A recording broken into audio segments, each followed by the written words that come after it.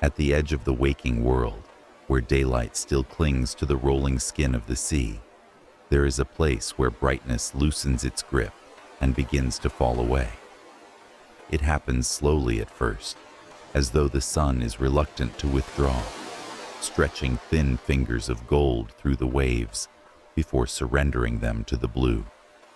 Above, the familiar world continues without noticing, but down here, something ancient stirs in the fading light, waiting for the moment when color dissolves and the boundaries between seen and unseen begin to blur. This is the threshold sailors once feared, a shifting veil where their certainties unraveled. To them, the water below seemed a second sky, an inverted heavens hiding creatures that felt older than creation itself. Even now, with all our science and all our instruments, the twilight zone still inspires that same quiet shiver. It is a reminder that there are domains on this earth resistant to knowledge, places where the rules written on land lose their authority the moment the light thins.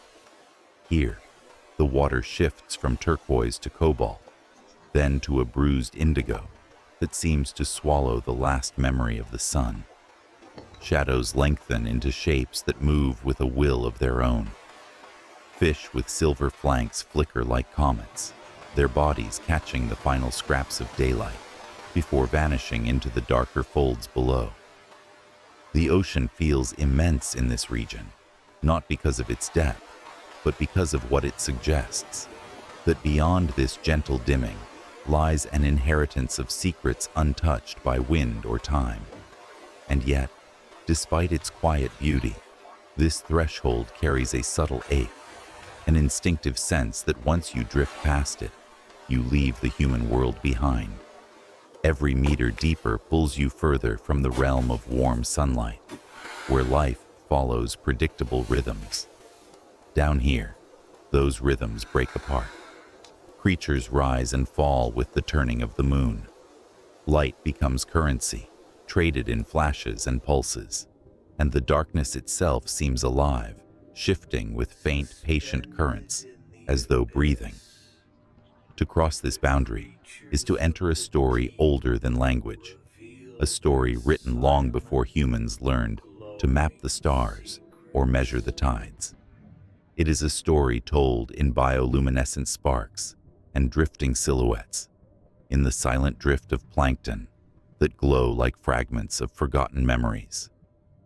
The twilight zone holds these memories gently, as if guarding them from the world above. For millions of years, the creatures here have lived without witness, their existence shaped by forces that move too slowly for human time. And as the last hints of daylight slip away, the ocean reveals a softer truth. That darkness is not absence, but presence. It gathers around you like a vast, quiet companion, carrying within it the weight of countless generations. This darkness has watched continents shift and vanish, has observed the rise and fall of species long turned to stone on land. Yet down here, their distant cousins survive, their bodies adapted to the dim glow that flickers like dying embers across the water. It is here, in this half-seen realm, that fear and fascination intertwine. The ocean becomes both protector and devourer, offering shelter to its ancient inhabitants while warning intruders away. There is a tenderness to the way the water moves, as if cradling the creatures that drift through its currents. But there is also a solemnity, a reminder that life here must yield to forces far beyond our control. The twilight zone does not care who watches.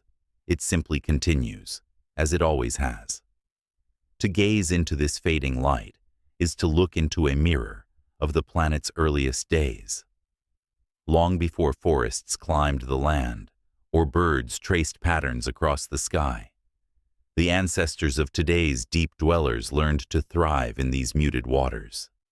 Their shapes were simple then, soft outlines drifting through the dark, like thoughts not yet fully formed. Over uncounted ages, they perfected the art of survival in a world where sunlight is a distant rumor. Their descendants still carry that legacy, moving with the unhurried grace of creatures that have never needed to hurry.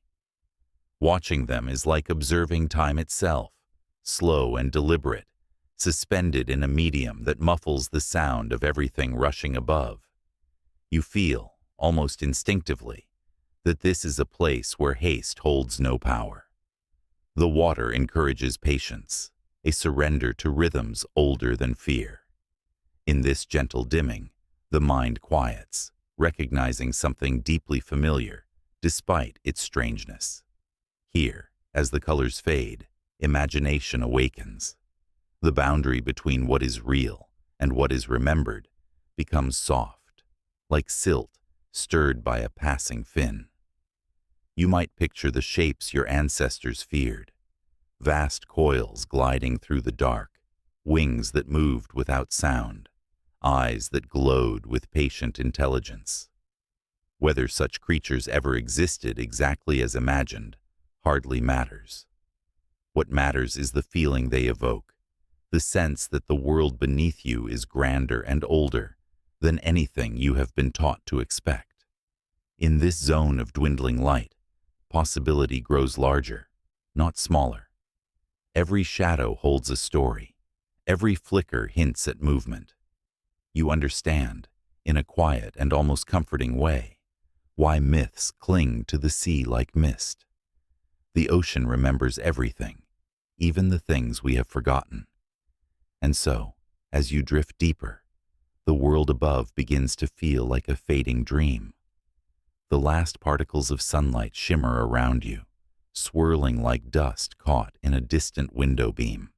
They cling for a moment longer, as if reluctant to leave you alone in the quiet.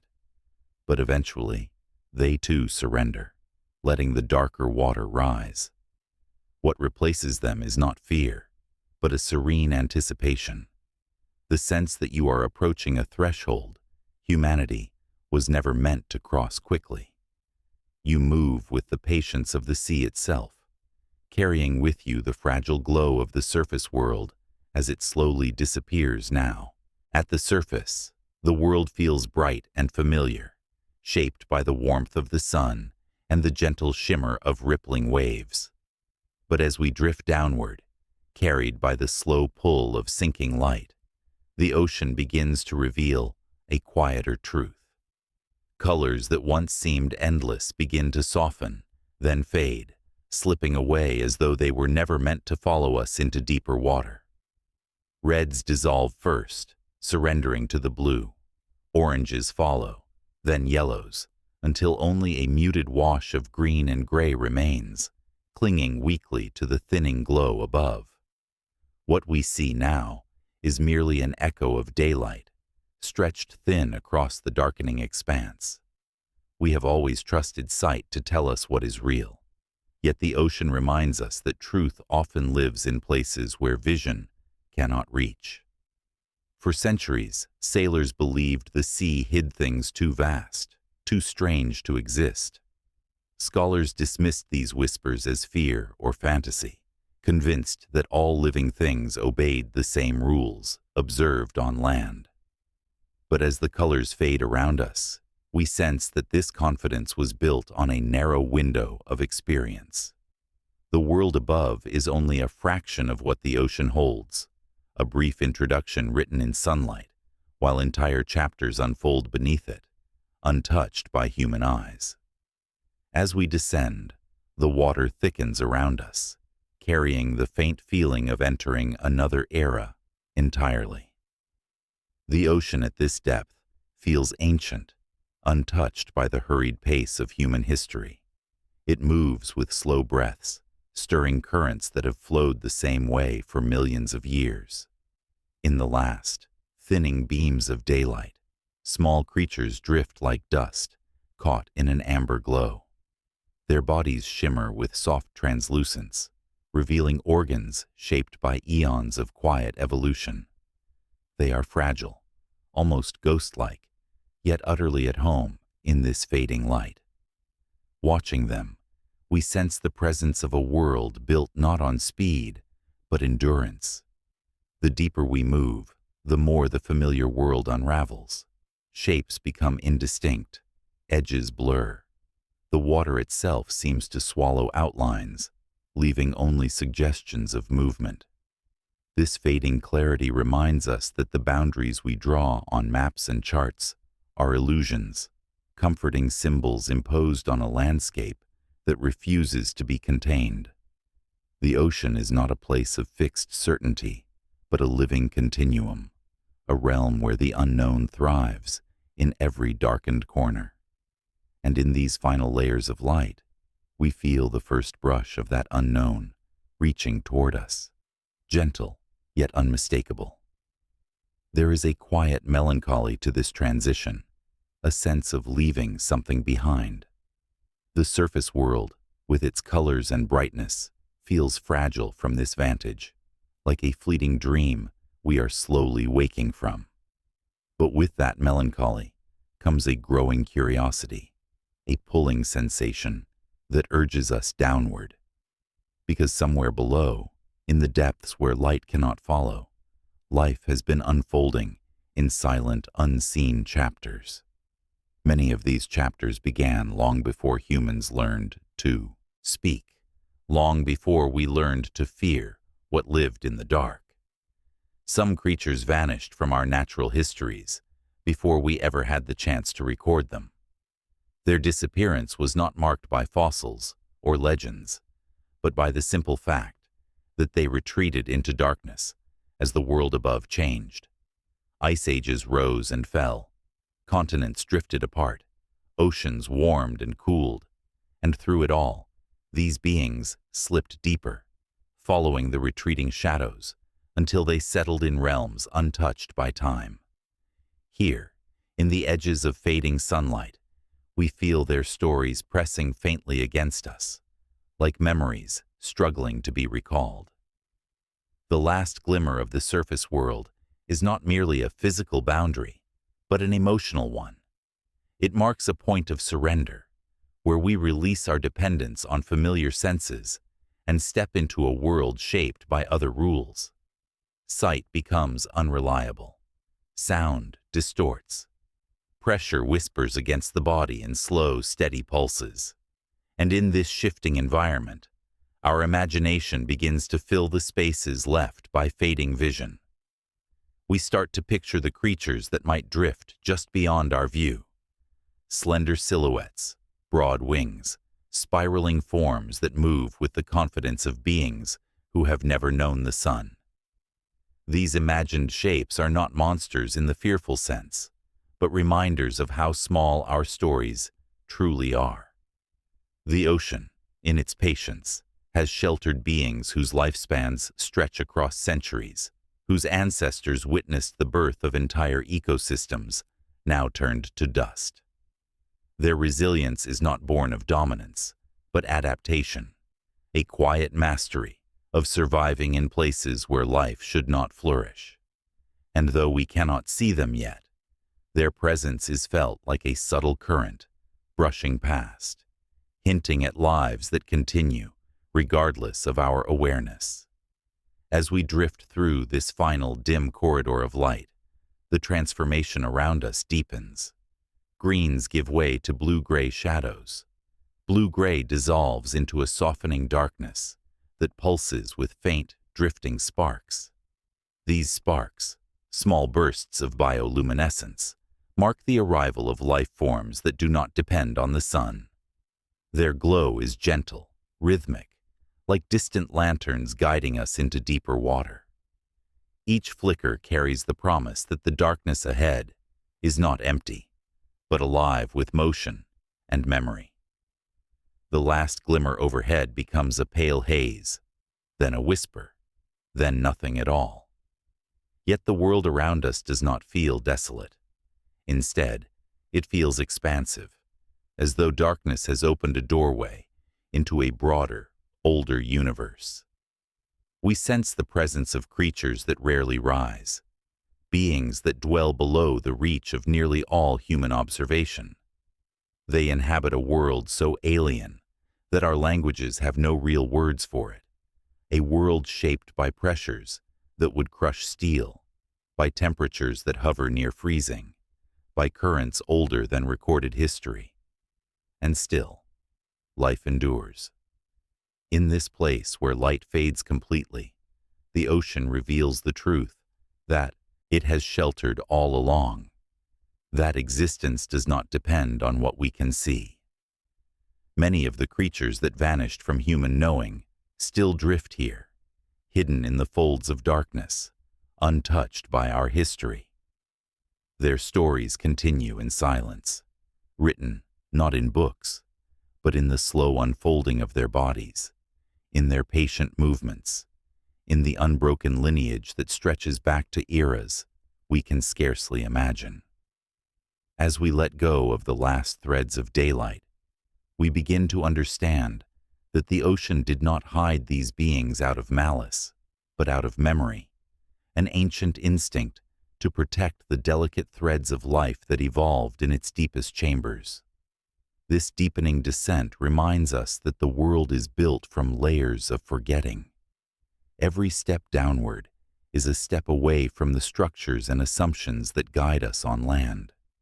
Here, in the dissolving light, we begin to feel the quiet pulse of an older earth, one that predates the rise of forests and the carving of river valleys. The ocean carries the memory of that age within its darkened corridors. It cradles forms of life that evolved without witnesses, whose presence has never depended on our awareness. And as the last glimmer fades behind us, we sense the weight of that ancient continuity, pressing gently forward, inviting us into a realm where the forgotten still thrive, where the unseen still shapes the living world. They persist unseen still. The deeper we drift, the softer the light becomes, stretching itself thin until it feels more like memory than illumination. This is the realm where shapes begin to detach from certainty, where everything moves with the ambiguity of a half-forgotten dream. The water is cooler here, steadier, as though it has accepted the loss of sunlight with a quiet grace. In this dimness, the mind starts to wander, filling the soft shadows with its own interpretations. Something stirs at the edge of vision, too slow to be threatening, too fluid to be ignored. And suddenly, you realize you are no longer alone in this fading corridor of blue. The first shapes to appear are gentle, drifting like silk caught in a lazy breeze. Their outlines stretch and contract, elongated by the dimming light. Some seem to tremble softly, reacting to currents you cannot feel.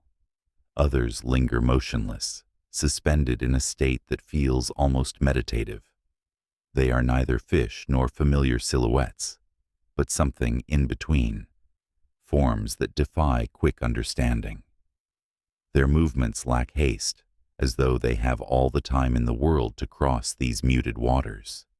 In their slowness lies an odd beauty, something ancient and unhurried that invites calm even as it stirs unease. As the eye adjusts, more shadows slide through the half-light. Some ripple like ribbons, twisting with a grace that seems impossible for creatures without bones. Others appear broad and wing-like, gliding past with slow, sweeping strokes that push faint waves of pressure toward you. These are the creatures that inhabit the ocean's dim middle, beings adapted to a world where outlines blur and clarity fades. Their bodies have evolved to exist in ambiguity, shaped by an environment where survival depends not on visibility, but on subtlety. Watching them is like observing thoughts drifting through the mind before sleep, formless, shifting, impossible to fully grasp. The deeper you go, the more the water fills with these uncertain forms. They pass above and below, some glowing faintly, others taking on the color of the darkness around them. Their presence stirs something primal, a recognition that this world existed long before the first human wondered what lay beneath the waves. For countless ages, these beings have drifted in this dim corridor, untouched by the storms above, unobserved by the civilizations that rose and fell on land. The myths of early sailors may have been shaped by glimpses of such creatures. Brief sightings turned into legends because the human mind, confronted with the unfamiliar, seeks stories to fill the gaps. Even now, with better tools and deeper understanding, we remain vulnerable to that same instinct. When a wide shape glides past, its edges indistinct, your mind threads connections to creatures long banished to folklore. Serpents coiling through the depths, winged leviathans that vanish when chased, long forms trailing filaments like forgotten banners. These impressions are fleeting, dissolving the moment you try to focus on them, and yet they linger, carried by the dimness, like smoke in still air. The water feels heavier with meaning here, as though it holds the remnants of every tale ever whispered about the sea. The silhouettes grow bolder the deeper you drift. You begin to see elongated forms that move with slow deliberation, their bodies reflecting the last pale hints of surface light. Some glide upward, fading as they ascend into bluer water. Others drift beside you for a moment before slipping into the darker folds below. Their presence creates a serene sort of tension, not fear, but the awareness of being in a place where the rules are different, where life unfolds at a pace uninfluenced by the world above. It is a gentle reminder that the ocean does not belong to us. We are guests here, passing through layers of existence that have shaped lives older than our oldest stories. As your eyes adjust further, the light reveals a creature with a long, tapering body, moving with a rhythm so smooth it feels choreographed. Each motion sends a soft, rippling wave along its length, glowing faintly with internal light. It lingers for a moment, as if curious, then drifts away, its glow dimming until it disappears completely. Encounters like this were once enough to send sailors home with tales of monsters, stories dismissed now as exaggerations, yet rooted in moments just like this, in these very waters where boundaries blur and imagination blooms. Then another shape emerges, broader this time, with wings so expansive, they seem to fold and unfurl with every movement. Its path is slow, deliberate, like a creature accustomed to conserving energy.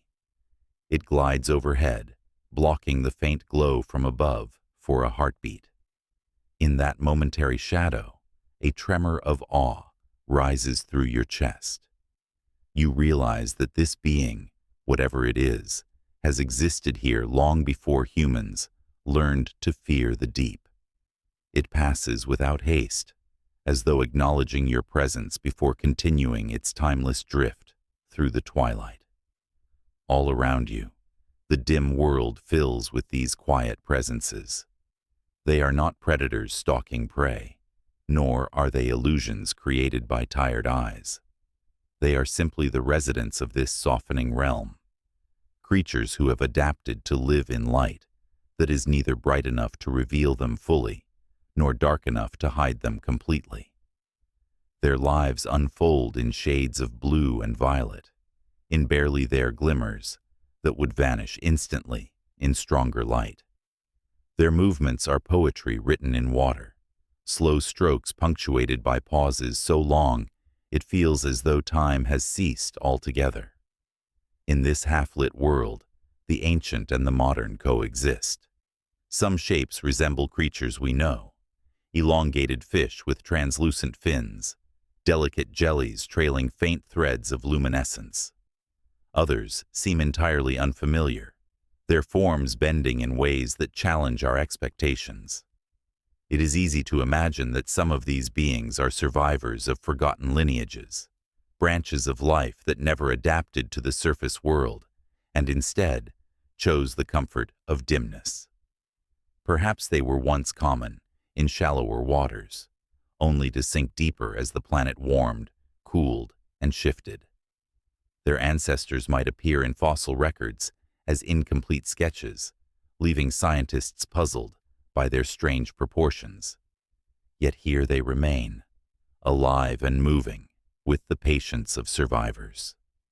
As shadows continue to drift around you, the sense of wonder deepens. This place feels like the threshold into a realm where mythology breathes. The ocean's upper depths hold creatures that blur the line between fact and imagination.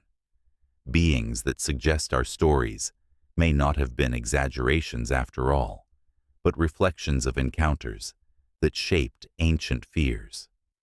And yet the unease they inspire is softened by the beauty of their motion, by the delicate way they navigate their world.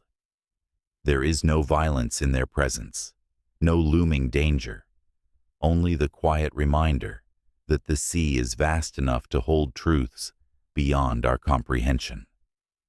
As you drift deeper still, the shadows grow fainter, their outlines softening as light continues to thin. But the memory of their presence lingers, like footprints in sand, long after the walker has gone. These first unseen shapes mark the beginning of the ocean's deeper mysteries, hinting that far below, where darkness thickens and pressure grows, creatures exist whose forms defy imagination entirely. The half-light has offered a glimpse, just enough to stir curiosity, to whisper that the world below holds beings older than history, older than myth, older than the very idea of fear itself. And so, the descent continues. Before science reached into the deep with steel instruments and unwavering beams of light, the ocean was understood through stories, whispers, and fleeting glimpses caught between swells. For the earliest sailors, the sea was not a map of currents and depths, but a living personality, moody, unpredictable, and filled with beings whose existence could not be proven, yet felt undeniably present. It was vast, far vaster than the stretch of their wooden decks, and every time the horizon swallowed the sun, the water seemed to breathe with the weight of its hidden inhabitants. Nightfall at sea is unlike nightfall anywhere else. On land, darkness arrives with familiar boundaries, trees, hills, the outline of a home. But on open water, darkness is absolute.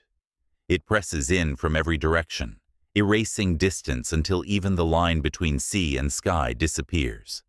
And in that engulfing darkness, sailors of old heard things, low groans beneath the hull, long echoing cries carried by the wind, sudden splashes that hinted at something large moving just beyond the circle of lantern light.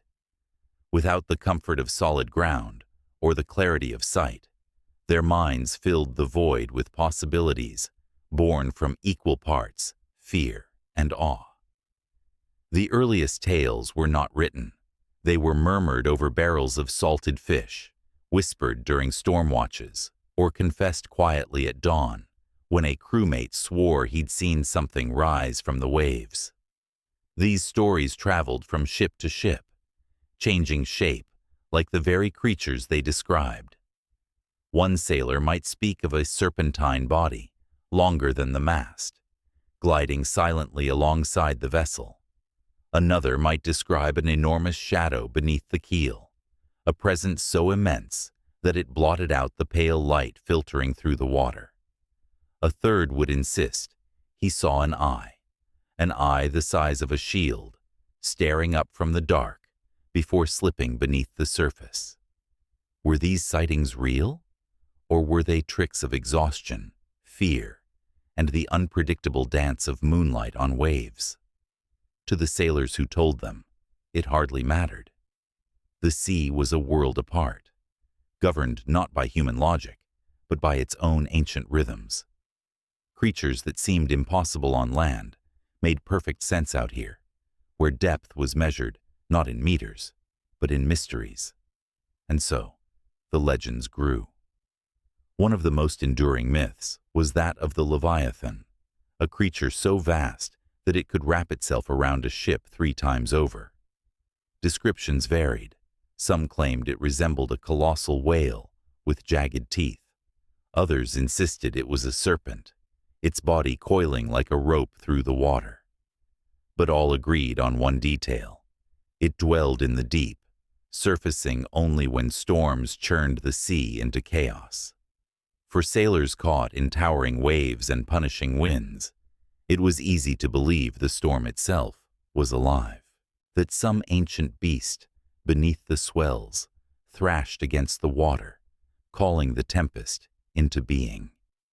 Then there were the living storms, tales of churning sea clouds that moved with a mind of their own, pulling ships into spirals from which few returned.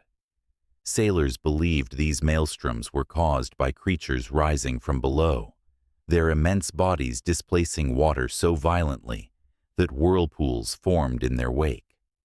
The Sargasso Sea, with its eerie stillness and tangles of floating weeds, was said to be the resting place of these beasts. Ships that drifted too far into its calm, glassy waters often found themselves stranded, caught in a grip that felt less like a current and more like the embrace of something unseen. Fear, of course, was only part of the equation. Wonder played an equal role. Sailors spoke not only of monsters, but of glowing creatures that lit up the waves at night, turning the sea into a field of drifting stars. They described long chains of lights, tiny organisms that shimmered whenever the water was disturbed. To them, these were the lanterns of sea spirits, guiding lost travelers. It was only later that science named them bioluminescent plankton. But to those early seafarers, their glow was nothing short of magic. The ocean's unpredictability amplified these stories. A sudden swell from below could lift a ship as though it were a toy. An unexplained tremor could reverberate through the hull, hinting at something massive passing beneath.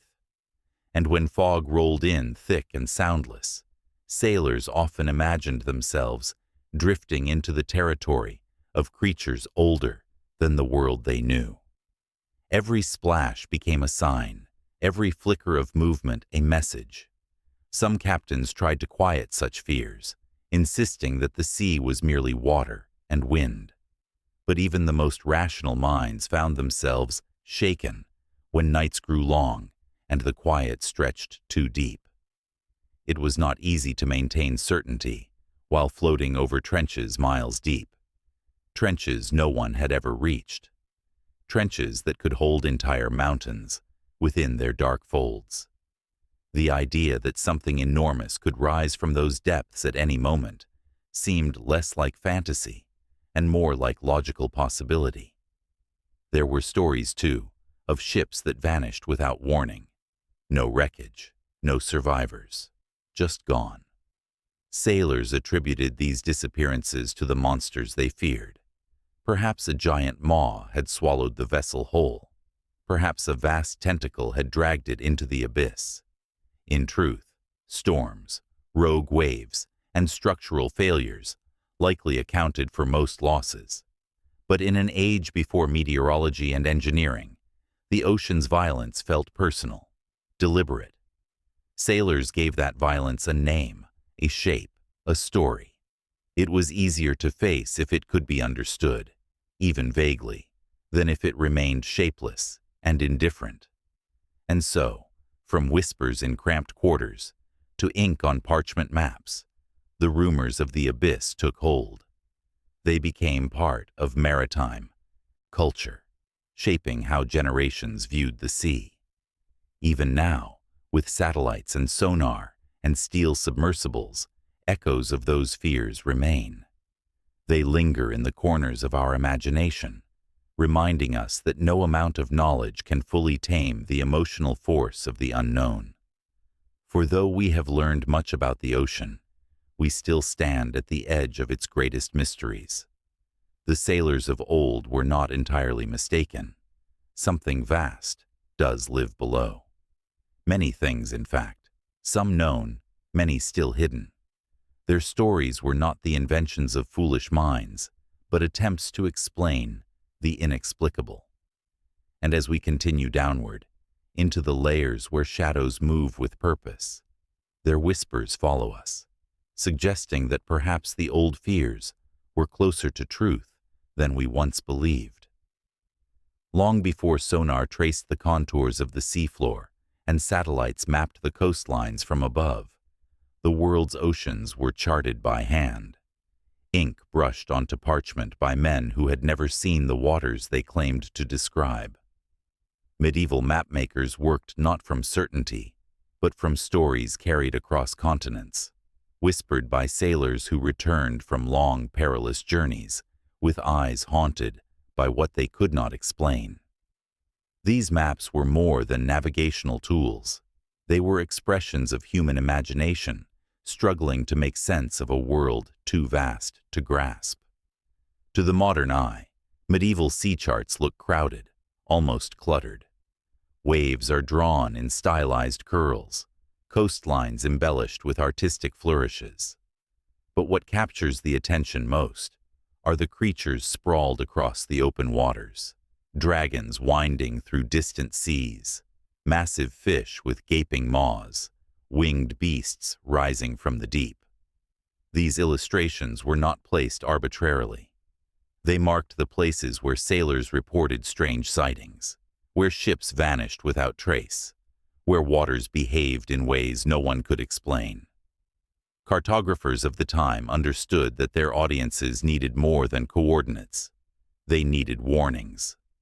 The open sea was unpredictable, and a map without monsters felt incomplete, almost dishonest. So the creatures were drawn with meticulous care, scales detailed, teeth exaggerated, eyes wide and alert. They were symbols not just of danger, but of uncertainty, reminders that the world beyond known shores teemed with possibilities, some wondrous, others terrifying. Some maps bore brief notes beside the painted beasts, small Latin inscriptions that offered cryptic warnings.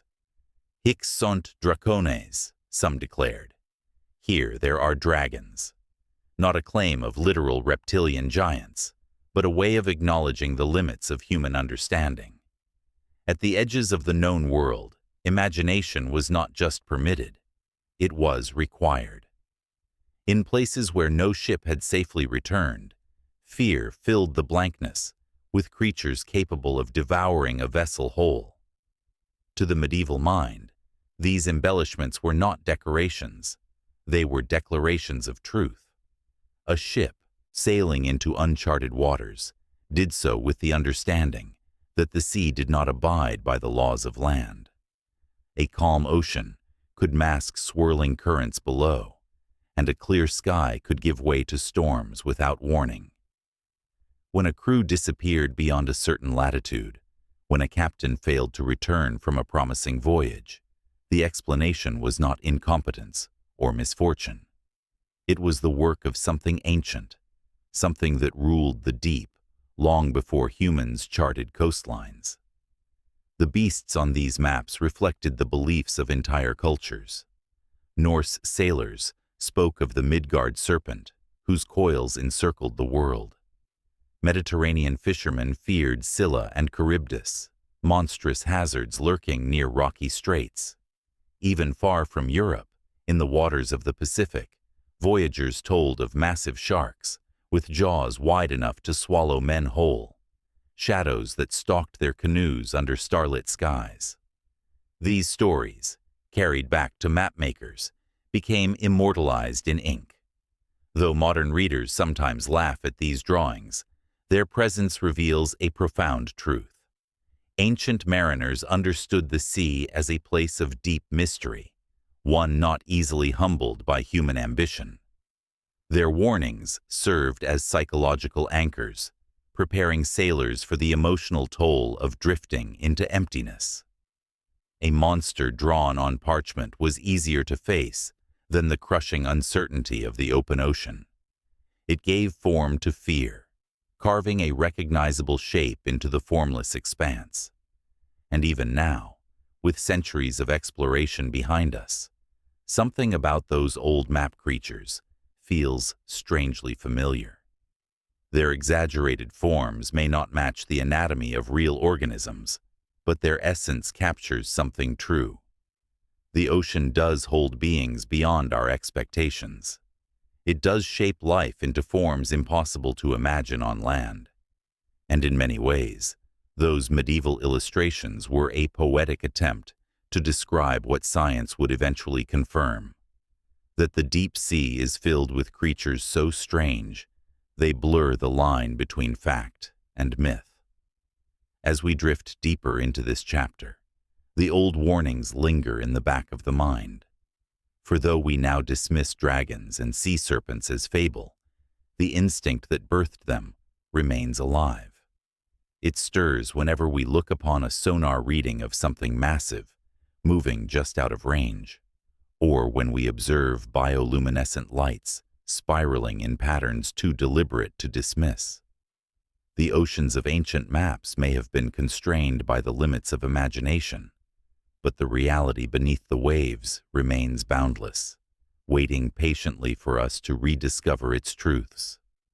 Modern science has revealed much about the ocean, yet even with submersibles and high-powered cameras, the deep still manages to astonish us with creatures that seem to have stepped directly out of ancient legends.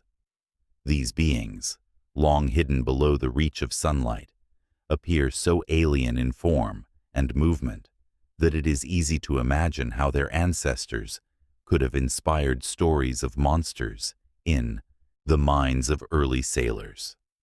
In many ways, the myths of the past find quiet echoes in the discoveries of the present. Consider the colossal squid, a creature so large and elusive that for centuries it lived only in rumor. Sailors told stories of tentacled monsters wrapping themselves around ships, pulling them into the depths. Scholars dismissed these tales as exaggerations or metaphors for rough seas. Yet the truth proved stranger than fiction. When the first real images of a colossal squid were captured, scientists recognized its scale: eyes the size of dinner plates, tentacles armed with spinning hooks, a body longer than the hull of many early boats. It did not abduct sailors or topple vessels, but its mere existence provided vindication for generations of mariners who insisted they had glimpsed something extraordinary rising from the deep.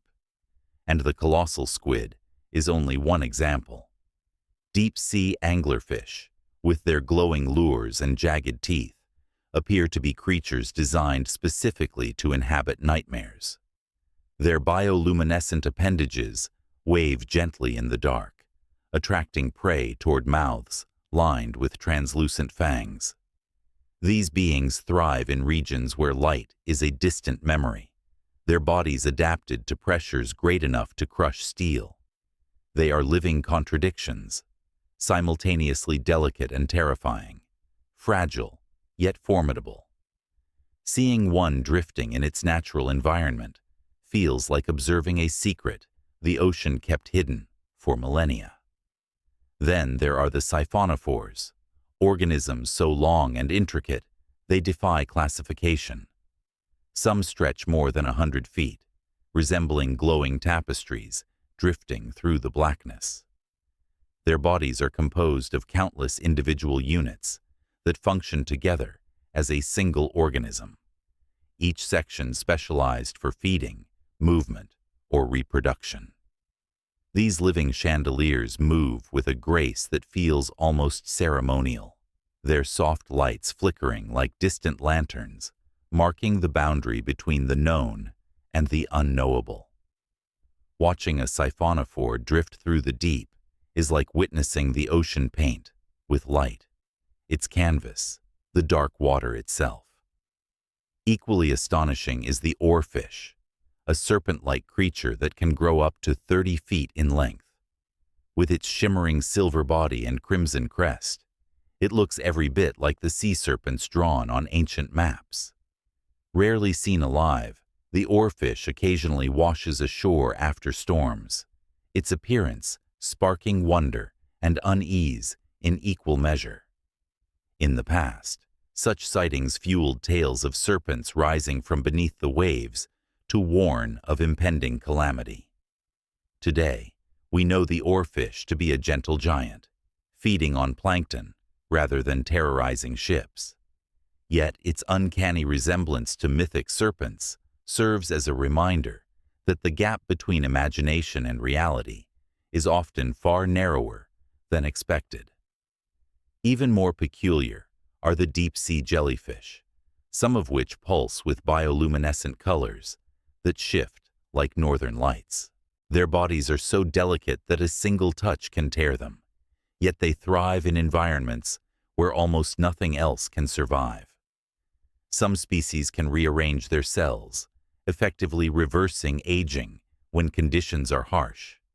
Others drift with tentacles so long they trail behind them like forgotten memories, glowing faintly in the dark.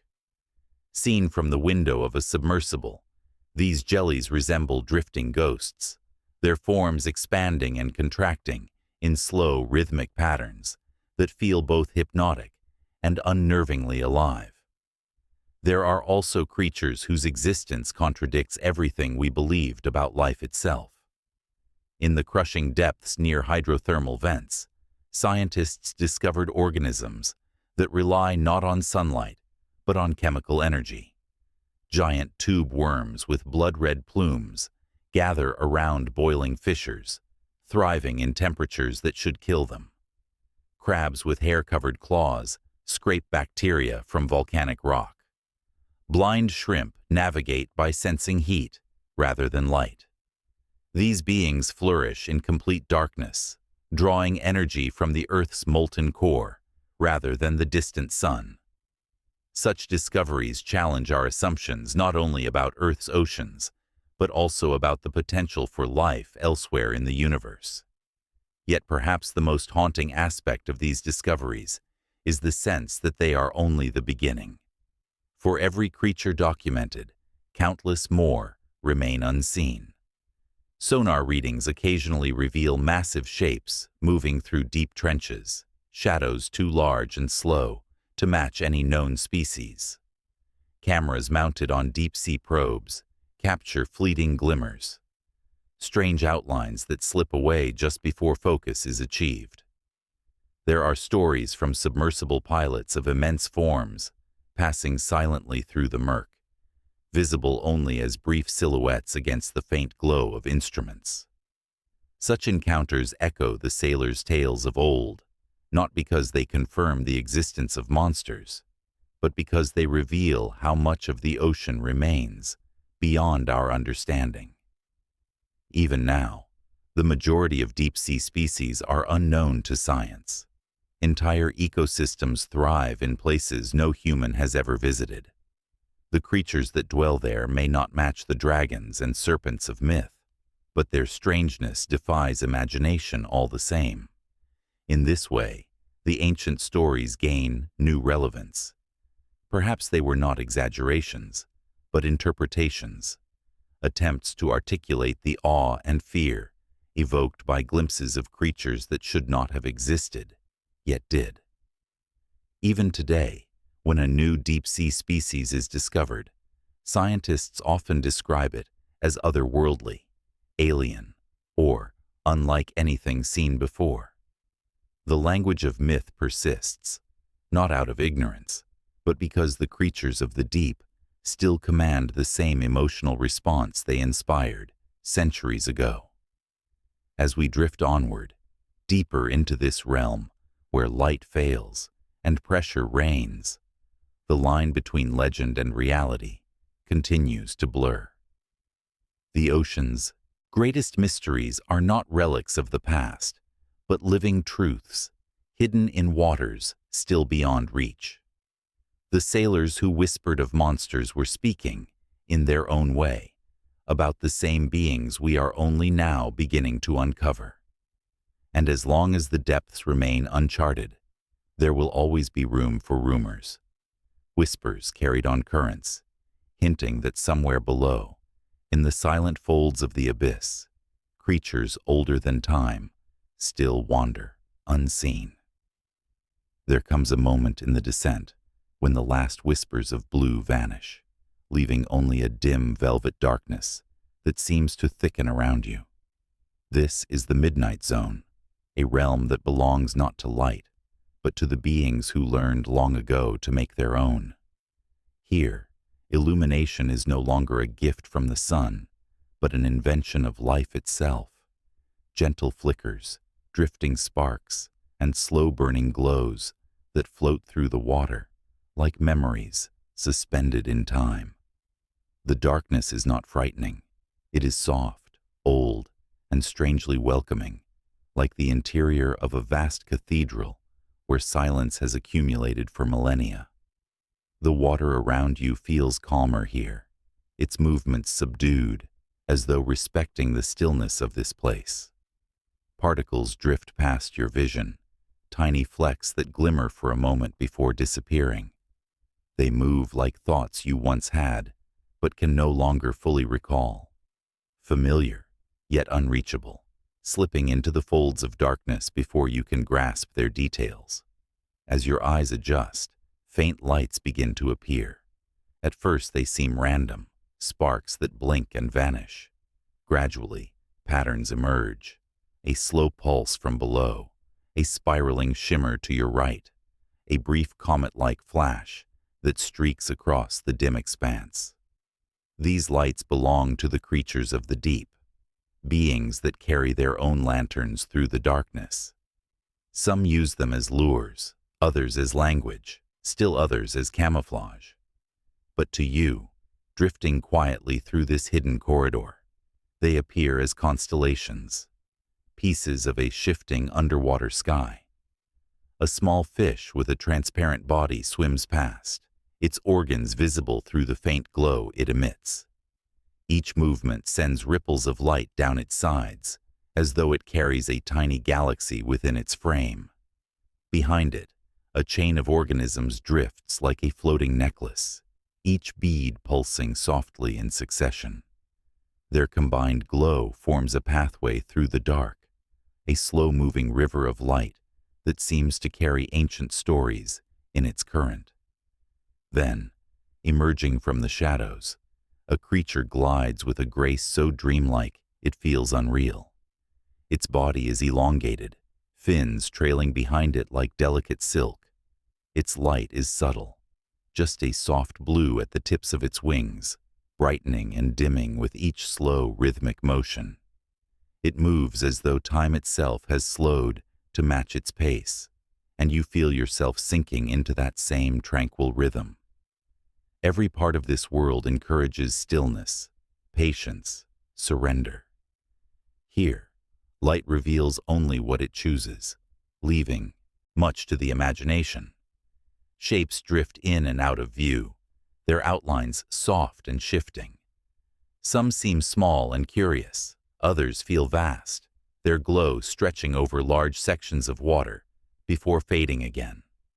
It is not fear that you feel, but wonder, the quiet awe of witnessing life shaped by darkness rather than light. These creatures have evolved in ways that defy expectation, adapting to conditions where pressure is immense and visibility nearly non-existent. Their bodies are delicate and resilient all at once, sculpted by an environment that demands creativity rather than brute strength. The particles drifting around you start to resemble falling snow, each illuminated by faint light before melting into the darkness. You imagine them as fragments of stories, echoes of ancient migrations, remnants of forgotten worlds, memories from an ocean that existed long before human eyes ever reached this depth. The midnight zone holds these memories softly, letting them settle like dust on the floor of an old room untouched for centuries. Occasionally, a sudden burst of light flares in the distance.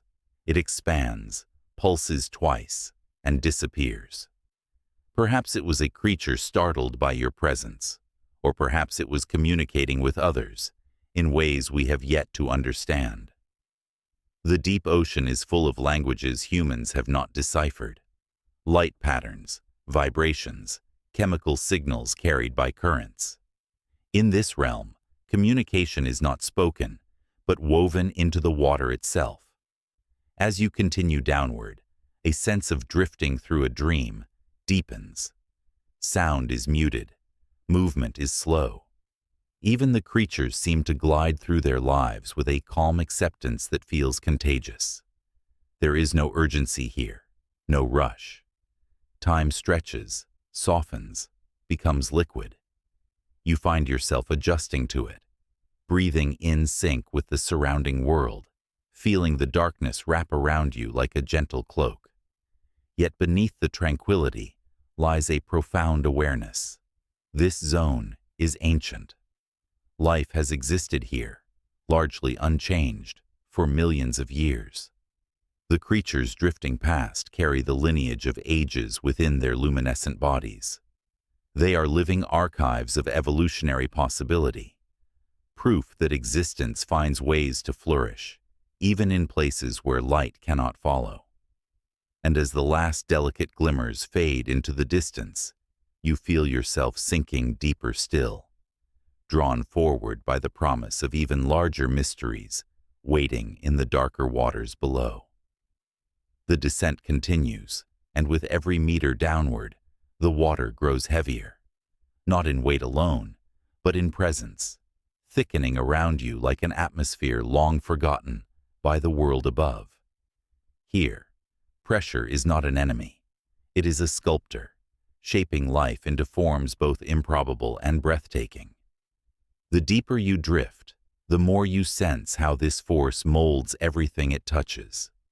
It presses against you with steady insistence, a reminder of the immense weight of the ocean layered above. But there is no malice in it. The pressure is ancient, patient, a builder rather than a destroyer. For the creatures that inhabit these depths, it is the very foundation of their world. Their bones have adapted, their flesh strengthened or softened, their bodies reinvented to endure conditions that would crush anything accustomed to the surface. Somewhere below, faint shadows move with a confidence born only from evolution's relentless refining hand. Their bodies are miracles of adaptation, jellies that collapse and expand without resistance, fish with minimal skeletons, organisms whose very cells reinforce themselves against collapse. Each survival strategy feels like a quiet testament to the endless creativity of nature. The deeper your descent, the more aware you become that every creature here is a work of radical reinvention. Some fish have flexible ribs that bend rather than break. Others carry oils instead of air within their bodies, avoiding the vulnerability of gas-filled organs. Jellies bloom like drifting flowers, their gelatinous forms unbothered by crushing weight. These beings do not resist the pressure. They merge with it, shaped by a world where resilience is measured not in strength, but in surrender. You watch as a slow-moving creature emerges from the dimness, its body wide and expressionless, its movements graceful in their lethargy. Each pulse of its fins seems calculated, deliberate, conserving as much energy as possible. Its skin is smooth, almost translucent, revealing the faint shimmer of internal organs, adapted to this immense burden of water. It glides forward with neither fear nor hesitation, embodying a kind of calm acceptance. Life down here has no room for haste. Survival depends on patience, on letting the world pass through you rather than pushing against it. The pressure continues to grow, though you feel no pain. Instead, there is a growing sense of humility. You are drifting through a realm where every living thing has forged a truce with forces that would reduce surface life to dust. And in that negotiation, lies an unexpected beauty. Adaptation becomes a form of poetry. Each creature a stanza in a story, written entirely by the ocean's slow, unyielding hand. Another organism drifts closer, moving with the softness of a passing thought. Its body resembles a billowing veil, delicate yet perfectly suited for this hostile environment. It pulses weakly, glowing with a faint internal light that grows brighter as it senses your presence. Then, with a single ripple, it folds in on itself, transforming its shape to slip through a narrow corridor of rock below. Pressure does not restrict its life, it defines it. Even the landscape here seems shaped by the weight of the water. Ridges rise like the backs of ancient beasts, while soft sediments form dunes that shift with the gentlest current. Everything is sculpted by unseen hands, always moving, always refining. There is no stillness in the deep, only the illusion of it. Motion so slow, it becomes indistinguishable from quiet. As the descent continues, the awareness of pressure becomes less a sensation and more a truth woven into every breath of this place. Life persists, not in spite of the weight, but because of it. The creatures here do not fear the depths. They belong to them, molded into elegance by a world we barely understand. And as the darkness deepens, you feel the water urging you downward, inviting you toward a silence older than life itself. The descent slows, not from resistance but from reverence. Below you stretches a darkness so complete it feels holy, a quiet that predates sound, predates movement, predates even the spark of life that would one day rise from the shallows. Down here, silence is not merely the absence of noise. It is a substance, thick and palpable, shaping everything it touches. It has weight, texture, presence. It wraps around you like a shroud, woven from ancient memory. You have entered a realm where sound does not travel as it does above. Vibrations are swallowed almost as soon as they arise, absorbed by the immense pressure and the endless black. Even your heartbeat seems muted, as though the darkness itself has softened its rhythm. In this world, silence becomes the master architect, guiding the evolution of every creature that dares to inhabit it. Movements grow slower. Communication shifts from sound to shimmer. Predators stalk without impact. Prey flees without splash. The ocean at this depth resembles a cathedral, its vaulted chambers formed not from stone, but from cold water and crushing stillness. The darkness is its stained glass, fractured by the occasional flicker of bioluminescent life. And like any ancient sanctuary, it holds its secrets with devotion.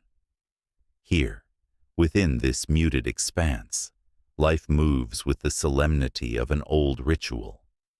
Creatures glide through the dark with the calm of monks pacing a cloistered hall, aware that every disturbance echoes longer than their presence. A faint glow appears in the distance, soft, trembling, like the flicker of a candle in a cavern.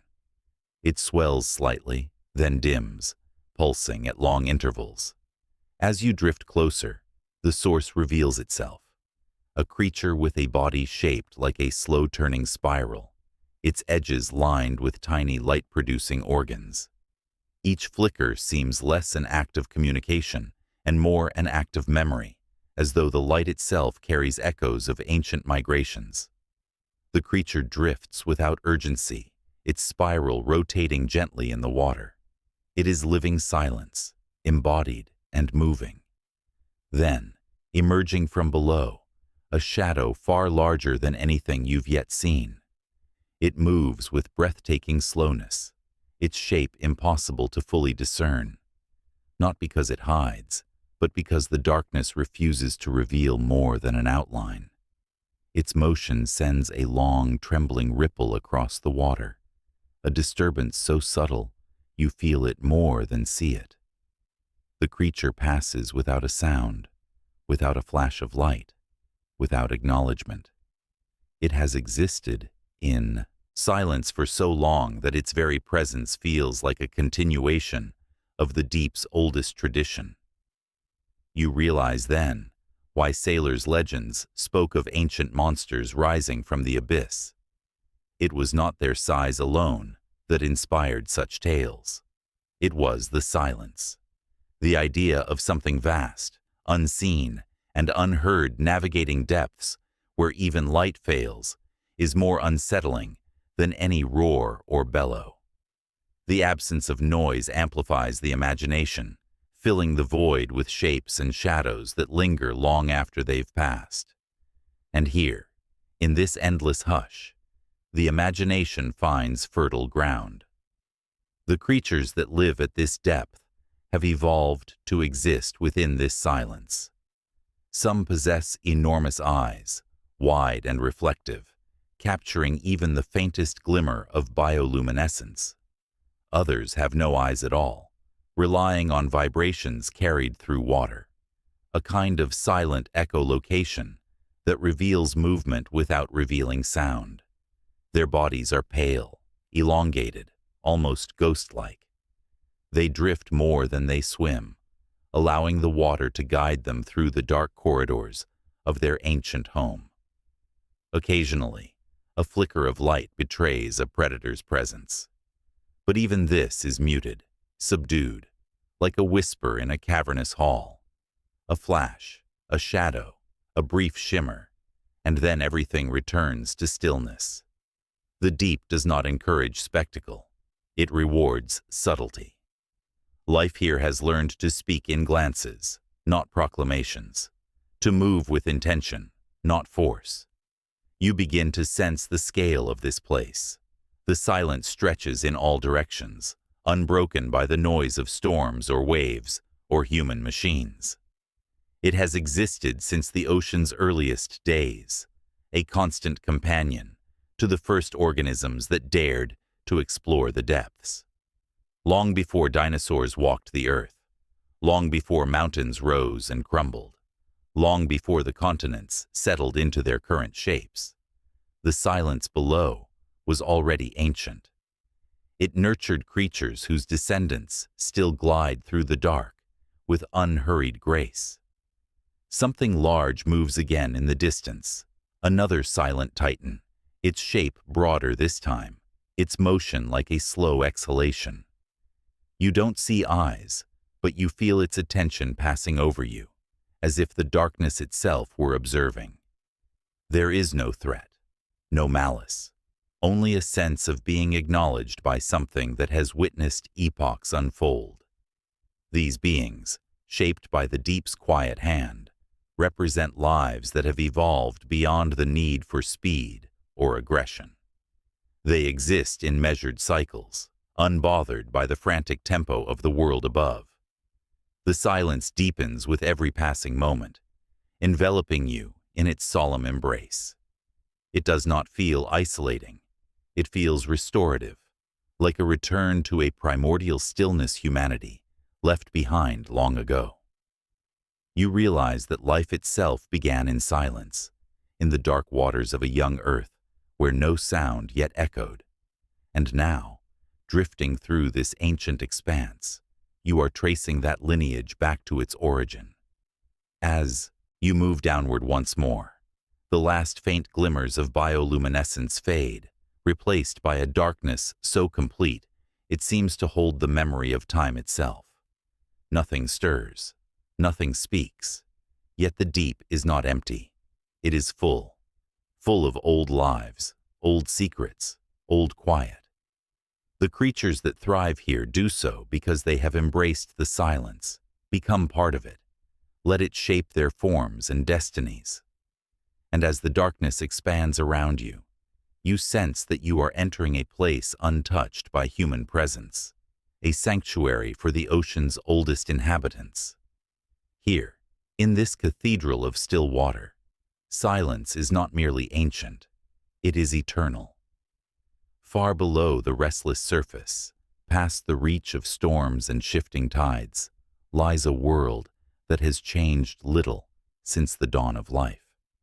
Here, in the deep's quiet chambers, creatures drift through water, older than memory, their lineage stretching back to eras when the continents were fused into a single mass. These beings have survived cataclysms that erased entire ecosystems, adapted without abandoning the forms their ancestors perfected eons ago. To look upon them is to witness living fragments of Earth's earliest chapters, fragments that have persisted, unaltered, while the world above reshaped itself again and again. The first of these ancient survivors appears slowly, as though emerging from the folds of time itself. Its body is armored in thick, ridged plates, the same kind worn by primordial fish that swam through ancient seas under alien skies. Its movements are steady, deliberate, more an unhurried drift than swimming. This creature does not rush because it has never needed to. Survival here is not won through speed or agility, but through endurance, the art of simply continuing when everything else changes. As it glides past, you feel a sense of reverence. This species witnessed the breakup of Pangaea, the rise of mountains, the fall of forests, the long winters of ice ages. Its ancestors saw early reptiles crawl onto land. They felt the oceans warm and cool in cycles beyond human comprehension. And yet the creature itself seems indifferent to its own history, its ancient stillness unaffected by the weight of its past. It exists in the present moment, just as it has for millions of years. Another figure emerges from the darkness, a long, slender fish with an eel-like body and a jaw lined with needle teeth. Its shape is peculiar, elongated to maximize efficiency in the depths. This design, unchanged since before mammals evolved, is a living blueprint of evolution's earliest experiments. In its eyes, large, reflective, adapted for dim light, you glimpse a serenity born from ages of stability. It has outlived predators, competitors, and environmental shifts, surviving not through dominance, but adaptability so subtle it goes unnoticed. In this deep sanctuary, time feels different. It stretches, softens, dissolves. The creatures moving around you embody this altered sense of time, drifting through their lives without urgency. Their bodies carry remnants of ancient anatomies, spines formed before flowering plants existed, organs shaped by pressures and temperatures found nowhere else on Earth. Their presence suggests that evolution here has been slow, not from stagnation, but from perfection. Forms so effective that nature saw little reason to change them. A ghostly shape passes by, its body shimmering faintly. It is a chimera, a relative of sharks that predates the age of dinosaurs. Its skin is smooth and pale, and its eyes seem too large for its delicate wing-like fins. Watching it feels like glimpsing a dream from prehistory, a life form too ancient for complete understanding. The chimera swims with a gentle undulation, as though carried by distant echoes rather than water. It represents a lineage older than forests, older than birds, older even than the moon's current orbit. Every creature here seems to hold a stillness that borders on sacred. They offer no spectacle, no sudden bursts of motion. Instead, they drift with the solemn grace of beings who have survived without the need for haste. Their calm movements suggest a deep familiarity with the rhythms of the ocean, a trust in the environment that has cradled their lineage since the earliest eons. In their presence, you feel the weight of time itself pressing softly around you, reminding you that life's oldest stories are written not in bones buried in sediment, but in the bodies that continue to swim within the deep. A slow-moving crab appears next, its body covered in white sponge-like growths that mimic the textures of the seafloor. Its pincers open and close with hypnotic slowness, as though performing a ritual repeated for millions of years. This species has changed so little across epochs that fossils of its ancestors look nearly identical. The crab pauses atop a ridge of rock, unmoving, as though listening to the deep's ancient pulse. Here, mimicry is not a strategy developed against predators. The deep hosts few threats, but a result of life echoing the stillness of its environment. Even the water feels older here, more settled. The currents are gentle and sparse, shaped by the slow churn of the planet rather than the whims of weather.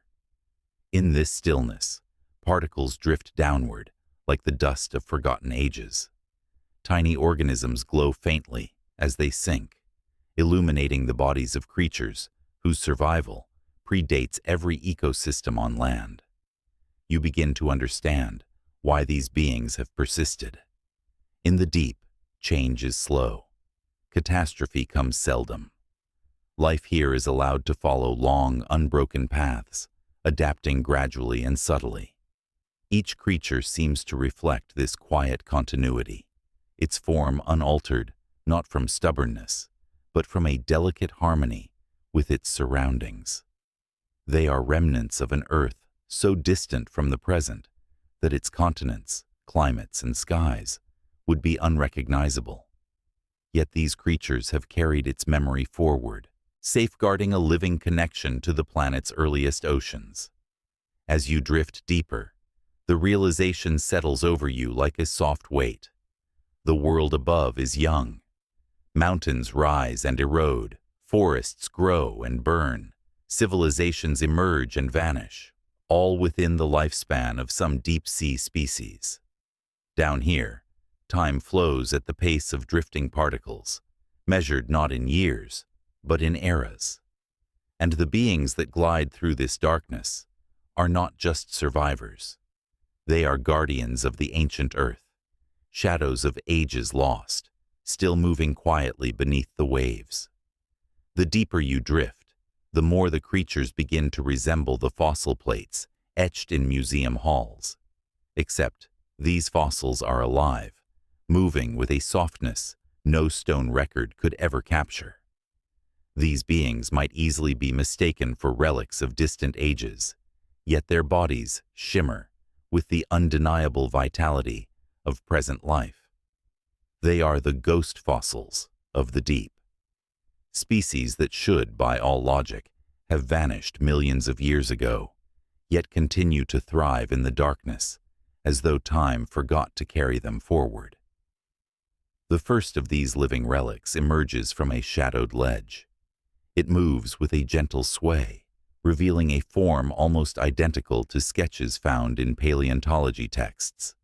The coelacanth. Once believed extinct for 65 million years, it drifted into scientific awareness only when a fisherman hauled one to the surface by accident. Its blue scales glisten, shimmering with an ancient elegance, each plate reflecting an evolutionary timeline long presumed closed. This creature's lobe-like fins move in a manner eerily similar to the limbs of early amphibians, hinting at a time when life first explored the boundary between water and land. As the coelacanth drifts away, another figure emerges with a slow, unhurried rhythm. Its body is broad, triangular, and edged with serrated ridges, an unmistakable silhouette from the ancient world. This is a frilled shark, a species whose lineage stretches deep into prehistory. Its mouth opens in a soft ripple, revealing rows of needle-like teeth that curve inward like tiny hooks. It does not hunt with sudden speed or violence. Instead, it glides with gentle precision, a relic of an age when the seas teemed with armored fish and giant marine reptiles. Watching it feels like observing a living shadow cast from the dawn of time. Nearby, another ancient life form drifts upward, its body shielded in bony plates, arranged like a suit of primordial armor. This armored sea robin moves across the seafloor with slow, deliberate steps. Its wings spread slightly as it unsettles sediment, revealing bright patterns beneath the muted exterior, colors inherited from ancestors that once swam through shallow inland seas millions of years ago. Despite its age, its movements carry a quiet elegance, as if performing an ancient ritual meant to honor its lineage. The deeper you drift, the more these living fossils appear, as though drawn to your presence by some ancient curiosity. A shark shaped like a long, flexible ribbon sweeps past, its slender body undulating in rhythmic waves.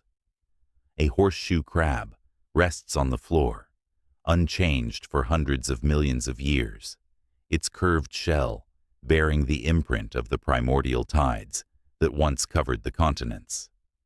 These creatures have lived through countless extinction events, their survival etched into their very forms. What strikes you most about these beings is not their uniqueness, but their normalcy within the deep. On land, a creature so ancient seems extraordinary, a marvel or anomaly. But in the ocean's hidden corridors, the past and present intertwine naturally.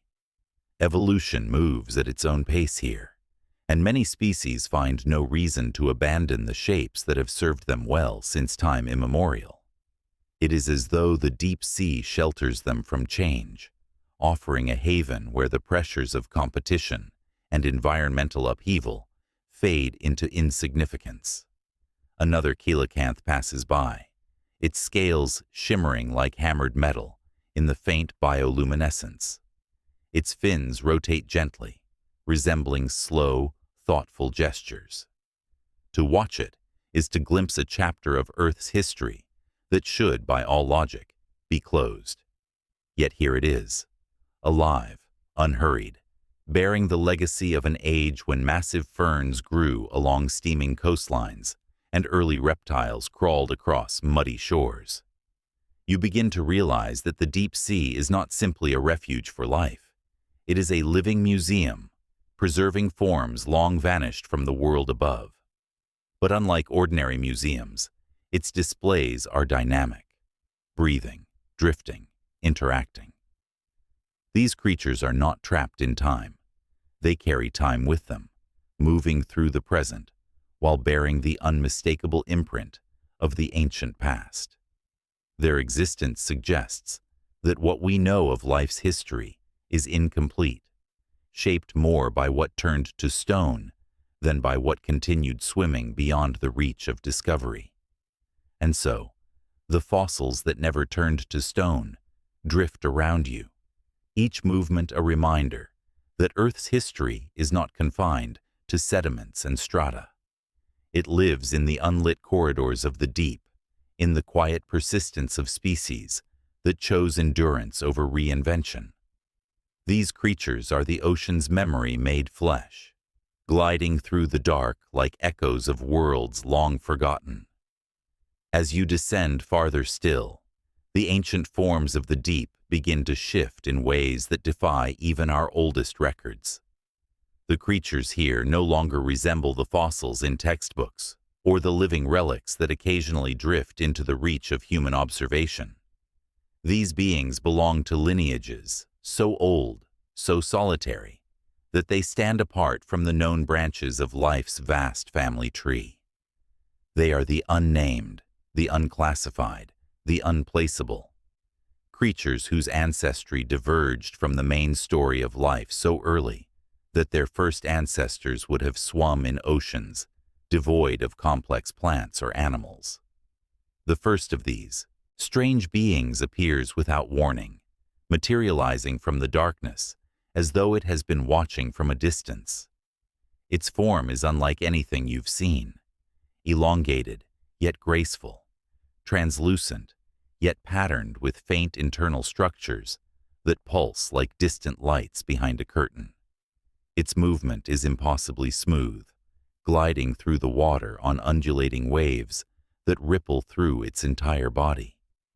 It has no visible eyes, yet it seems to sense your presence with uncanny precision, turning just slightly, as if acknowledging you before drifting onward. This creature belongs to no known group. Its body lacks the hallmarks of fish, jellies, worms, or any familiar classification. It seems assembled from ideas evolution, once explored briefly before choosing other directions. To gaze upon it is to glimpse a fragment of experimentation, an evolutionary sketch allowed to refine itself in isolation for hundreds of millions of years. Such beings challenge not only science but imagination, forcing you to consider the vastness of the evolutionary canvas. Another form drifts into view, a circular organism with delicate tendrils, arranged like the petals of a translucent flower. At its center glows a soft, pulsing orb that seems to shift colors in response to your movement. Its tendrils undulate with hypnotic slowness, giving the impression of a creature dreaming while awake. It turns slightly, revealing a pattern unlike any symmetry known to biology, neither radial nor bilateral, but something more ancient, more primal. This organism's lineage may stretch back to the earliest multicellular life, its form unchanged, not for lack of adaptation, but because it evolved in a direction never shared by the rest of Earth's creatures. Deeper still, you witness a being that resembles a drifting ribbon of shadow. Its body is so thin, it seems woven from the darkness itself, yet it moves with a coordination that suggests intent. Occasionally, faint glimmers pulse along its length, tiny lights that flicker like whispers of communication. The ribbon twists and curls with a strange elegance, forming shapes that seem almost symbolic, like a language written in motion. Scientists encountering such a creature would struggle to classify it, for its tissues, structure, and behavior fall outside the boundaries of known phyla. These unnamed lineages fill the water around you with a quiet, awe-filled presence. Their movements are subtle, deliberate, as though they are aware of how fragile the threads of their existence are. Perhaps their ancestors once thrived in shallow seas, only to find refuge in the depths when competition above became fierce. Or perhaps they were born in these dark waters, shaped entirely by silence and pressure, evolving along paths no surface organism ever followed. Their forms feel both alien and familiar, stirring an instinctive recognition of life while refusing to fit into any known pattern. A faint tremor moves through the water, and massive shape glides past, a long cylindrical form with a segmented body that pulses gently as it drifts. Its head, if it can be called that, bears no eyes, mouth, or features. Instead, its surface is covered in tiny sensory pits that shimmer faintly. It navigates using vibrations carried through the water, responding to movements invisible to the human eye. Creatures like this one hint at evolutionary experiments long abandoned in the world above, but sustained in the stable, silent darkness of the deep. You begin to sense the significance of these beings. They are not merely rare. They are remnants of life's earliest divergences, branches of the evolutionary tree that split off long before insects, mammals, or even fish claimed their forms. Their DNA, if studied, would likely reveal sequences older than fossil layers, older than mountain ranges, older than the moon's gradual drift away from Earth. These are not just ancient creatures. They are living archives of the planet's first attempts at complexity. In their presence, a haunting awe settles into your chest. It is one thing to see creatures from known lineages, their ancestry mapped and understood. It is another to encounter beings with no recognizable relatives, creatures that stand alone, isolated by millions of years. Their solitude feels profound. They drift through the water like forgotten verses of a long-lost poem, their forms shaped not by rivalry or predation, but by the quiet persistence of survival in a world that asked nothing of them but endurance. The deeper you go, the more you feel the boundaries of human knowledge dissolve. These organisms remind you that the ocean is not simply a container for life. It is a generator of possibilities, a place where evolution is free to explore paths that lead nowhere near the main trunk of life as we know it. And in these unnamed lineages, you glimpse the vastness of evolutionary creativity, the endless branching that occurs when time stretches long and change moves slow. A final creature appears, towering, spectral, its body trailing filaments that shimmer with soft, haunting light. It moves with unmatched stillness, as though the water itself is carrying it. Its form is elegant, yet impossible to decipher, its lineage likely predating every familiar branch of the tree of life. As it drifts past, you feel as though you are witnessing not just an organism, but an echo, a living memory of Earth's ancient ocean, preserved in silence and darkness. These unnamed lineages remind you that the deep ocean is not a vault of the past. It is a living testament to life's earliest dreams, its first attempts at form and function. These beings endure not because they were forgotten, but because they found refuge in shadow, beyond the reach of time's reshaping hand. Here, in the quiet abyss, they continue their slow, ghost-like drift, carrying with them secrets older than continents, older than forests, older even than the moon's borrowed glow. The deeper the ocean grows around you, the more the dark begins to feel inhabited, not by the delicate glimmers of small organisms, but by a quieter, more imposing presence. Down here, size takes on a different meaning. It is not a display of dominance or aggression, but a slow, patient geometry shaped by the deep. The giants of the ocean do not rush. They do not roar. They simply move through the water like drifting continents, their lives unfolding on a scale that makes human experience feel impossibly brief. The first of these giants appears not as a shape, but as a feeling, a subtle widening of the water, a soft shift in the darkness.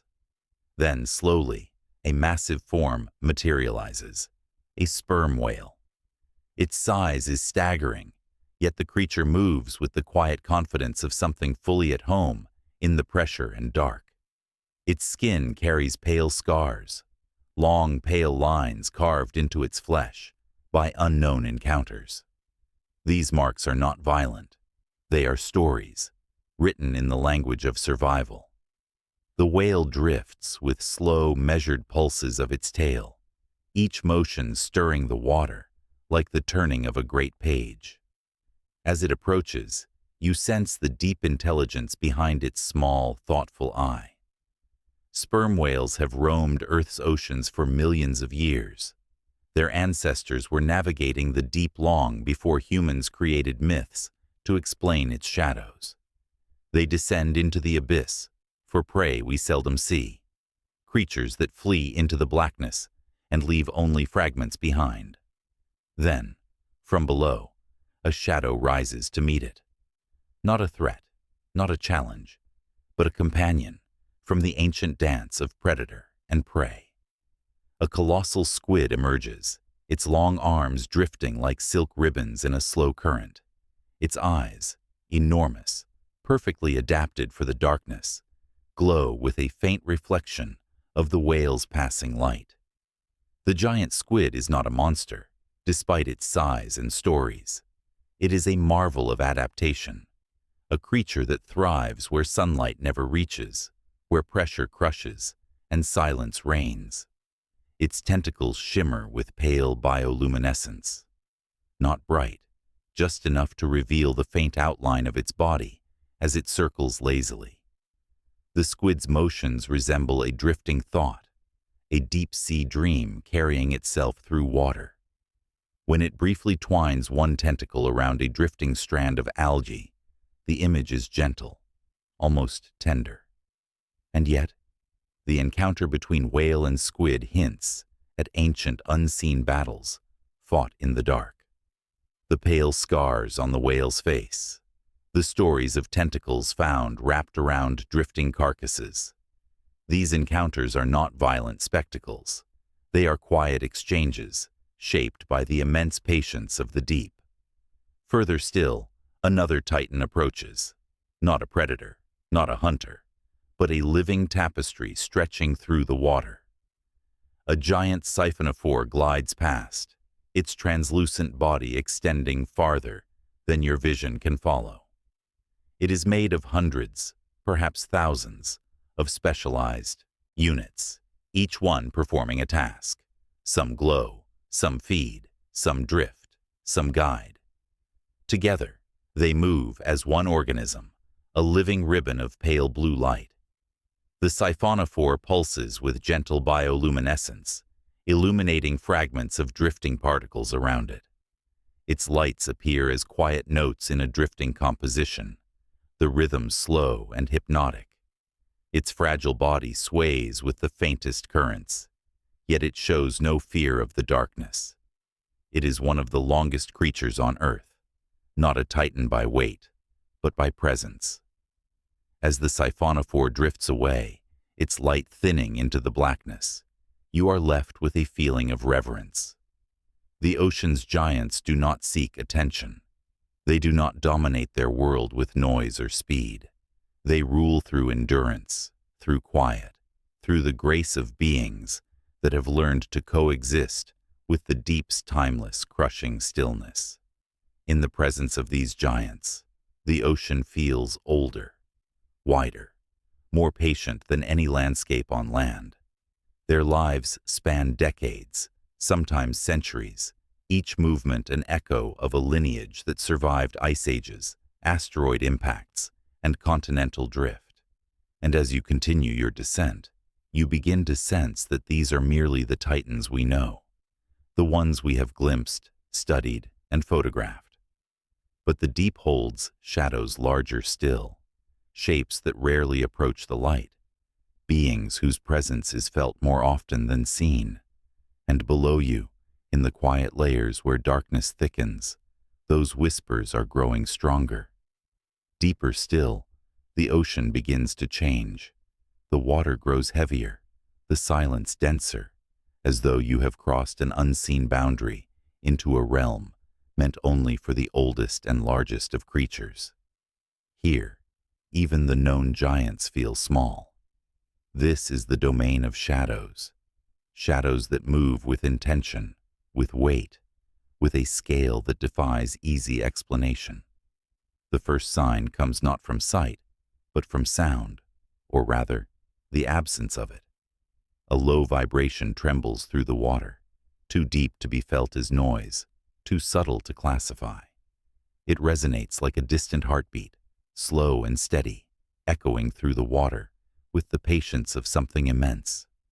Then, far ahead, a shape breaks the darkness. Only a silhouette at first, long, thick, impossibly large. Sonar readings taken in these depths have captured shapes like this before. Some longer than commercial aircraft, some thicker than whales. Scientists dismiss many as errors, artifacts, misreadings caused by pressure or geological formations. But for every explanation, another mystery arises. The silhouette shifts. Something vast rotates slowly in the water, unhurried, as though aware of its size and unconcerned by it. The shadow is too big for a whale, too smooth for a rock formation. It moves with purpose, not with the drifting indifference of debris. And though it leaves no trail of light, no glow, no flicker, its presence fills the darkness with quiet authority. This is the world hinted at by the scars found on sperm whales, long parallel grooves wider than any giant squid's reach. Some scars wrap halfway around a whale's head, suggesting an encounter with something of staggering size. The whales bear these marks silently, carrying them like sigils from forgotten battles, fought in waters even deeper than this. Another shadow drifts into view, but this one moves with an eerie stillness. It does not undulate or pulse. It glides like a drifting island, its edges smooth, its shape hard to define. For a moment, it blocks the faint ambient light from above. The darkness around you shifts. Then the shadow disappears downward with a slow, deliberate descent, as though sinking back into a realm where human curiosity cannot follow. These sightings match countless sonar anomalies recorded over the decades. Immense, slowly moving objects detected at depths where no known species should exist. Some of these sonar anomalies rise from the deep trenches and ascend hundreds of meters before sinking again. Others travel horizontally for miles, their movement too smooth to be underwater landslides, too measured to be artifacts. In rare instances, sonar has captured silhouettes resembling enormous serpentine forms, kilometer-long coils that undulate slowly before vanishing into deeper water. Scientists attribute most to schools of fish, air pockets, thermal layers. But every so often, an anomaly refuses to be explained away. Its motion is too unified, too intentional, too alive. Then there are the sounds, rumbling calls captured by hydrophones, placed miles beneath the surface. Some are so low in frequency that the human ear cannot detect them without artificial enhancement. These calls resonate through the water, like the deep bell of a cathedral, struck only once every few minutes. The famous bloop, recorded in 1997, echoed across the Pacific with a volume that dwarfed even the roar of a blue whale. Many explanations were offered: icequakes, tectonic shifts, but none fit perfectly. And though science leans toward natural geological causes, the mystery still lingers, like a faint vibration in the imagination. As you drift deeper, another shift in the water draws your attention. This time, the disturbance is subtle but unmistakable. A pressure wave moving through the darkness. Something vast has changed direction. The water bends around it. A moment later, you sense it again. A slow, rhythmic pulse, like the beat of an enormous fin or tail. There is no glow, no outline, no shape, only motion, delivered with the patience of a creature that has roamed these depths since long before human civilization began. Such shadows inspire neither terror nor threat. They evoke something quieter, something older, a reminder that the deep does not owe humanity an explanation. Life here owes nothing to the surface world's categories. It evolves in ways untouched by the light, by predation from above, by the noise of boats or industry. Whatever these titans are, if they exist, they have had millions of years to grow, adapt, and refine themselves into creatures perfectly suited for a realm without witnesses. It is easy to imagine beings shaped by absolute darkness and constant pressure, growing slowly across centuries, accumulating size not as a weapon, but as a natural consequence of time. Creatures whose bodies stretch across dozens of meters, whose rhythms are measured in heartbeats per hour, whose minds, if they possess them, are tuned to the silence of the trenches.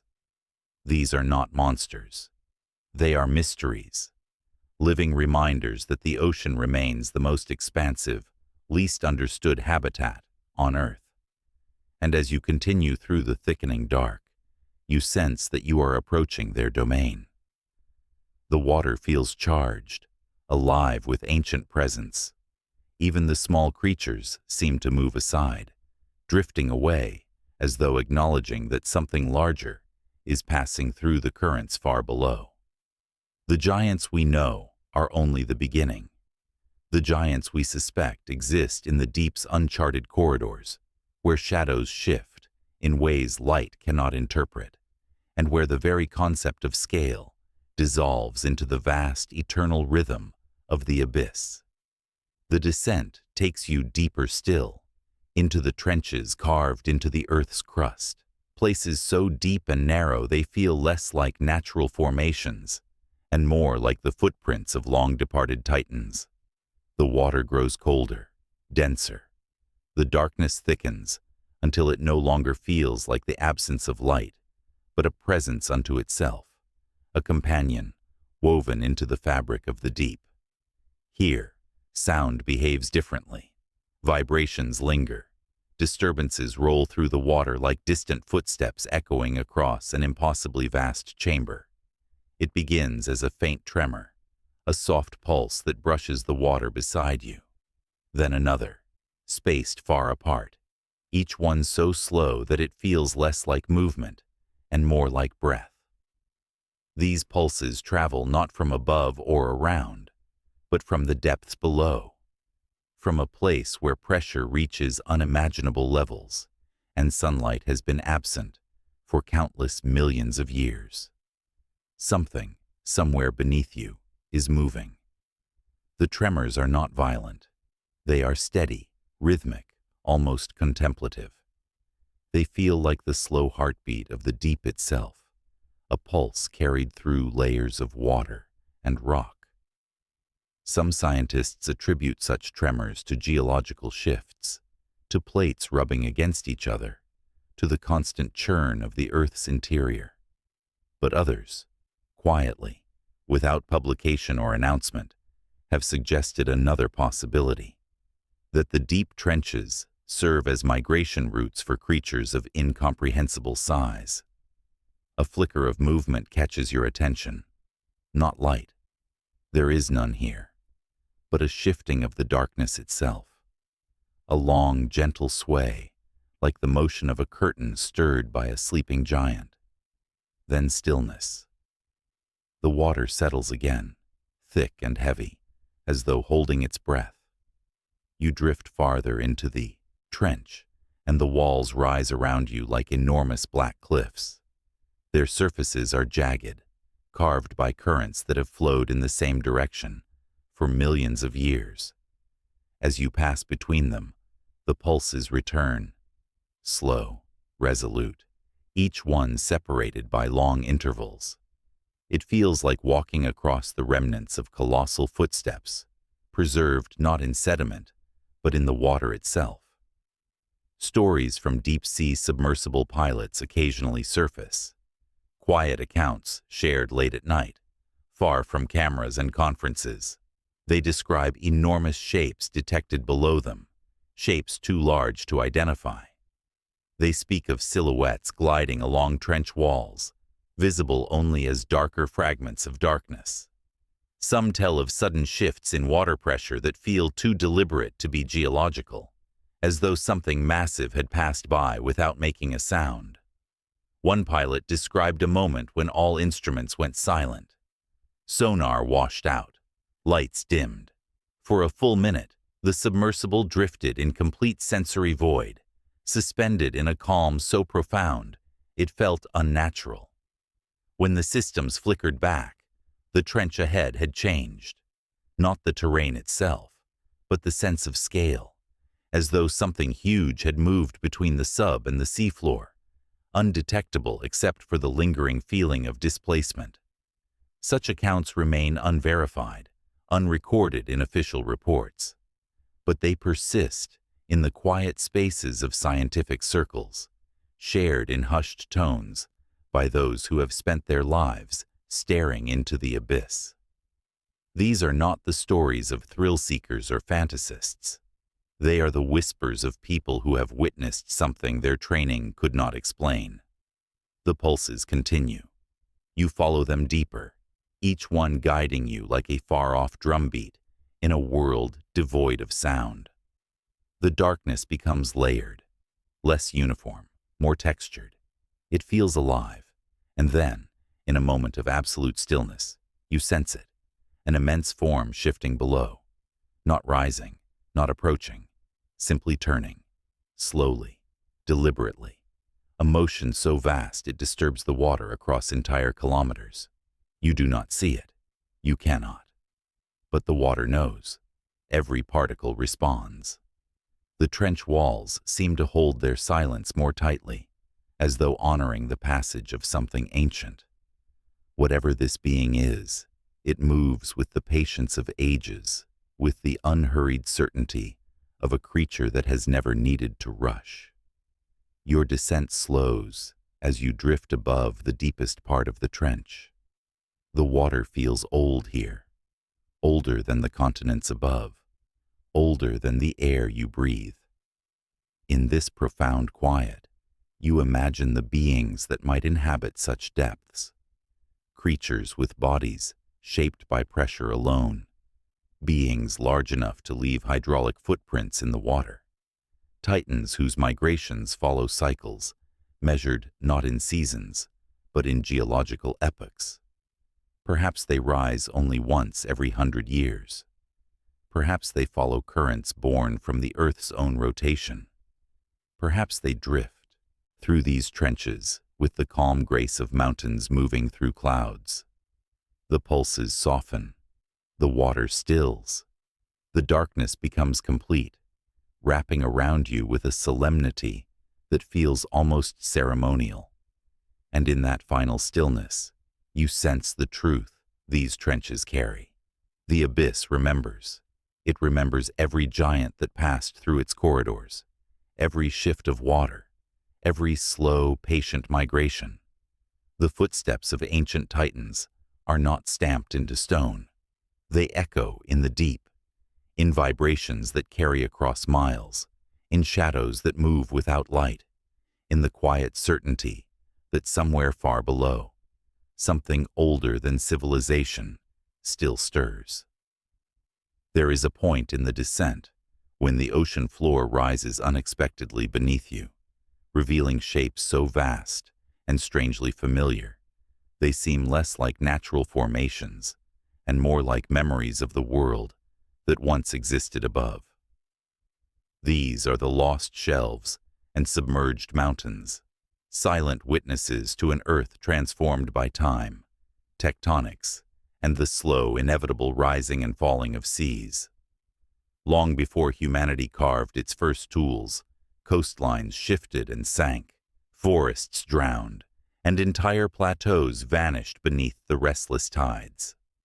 What remains now is a drowned landscape, a shadow of the ancient world preserved in darkness. As you drift across these submerged realms, the first thing you notice is the quiet geometry of the terrain. Ridges stretch outward like the spines of sleeping giants, their outlines softened by centuries of sediment. Valleys open into yawning chasms where sunken forests once stood, the ghosts of their trunks still protruding like skeletal fingers, grasping toward a light that no longer reaches them.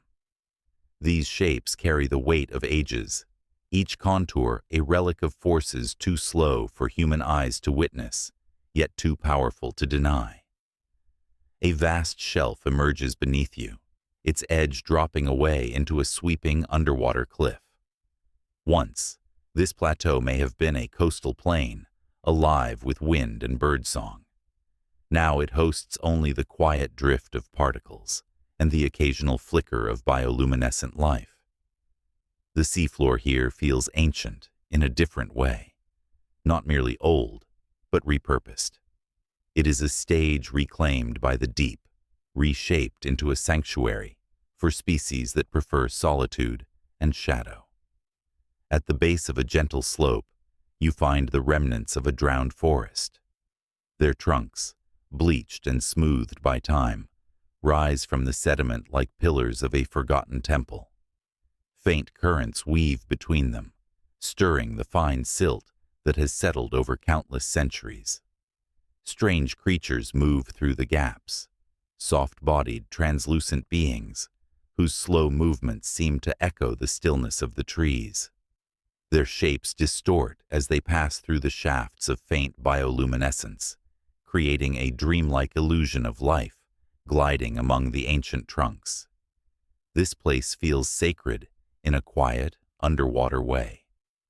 The forest is gone, yet its outline remains, preserved by pressure and darkness.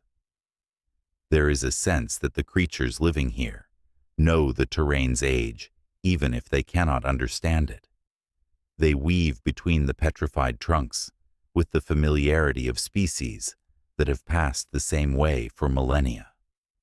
Their calm, deliberate movements speak of a world where time stretches long and slow, a world where survival depends not on speed, but on blending with the stillness.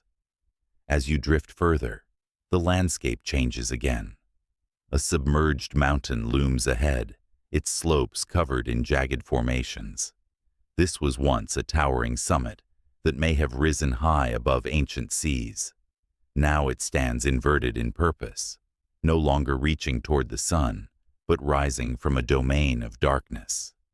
Strange coral forests cling to its crests, illuminated by pale glows emitted from tiny organisms nestled within the branches. These corals are unlike those found in shallow tropical waters. Their structures are brittle and elongated, reaching upward like skeletal hands, their colors muted by the absence of sunlight. You ascend along the mountain's slope, moving through narrow gullies carved by long-forgotten currents. In one crevice, a pair of pale creatures rests against the rock, their bodies almost indistinguishable from the stone.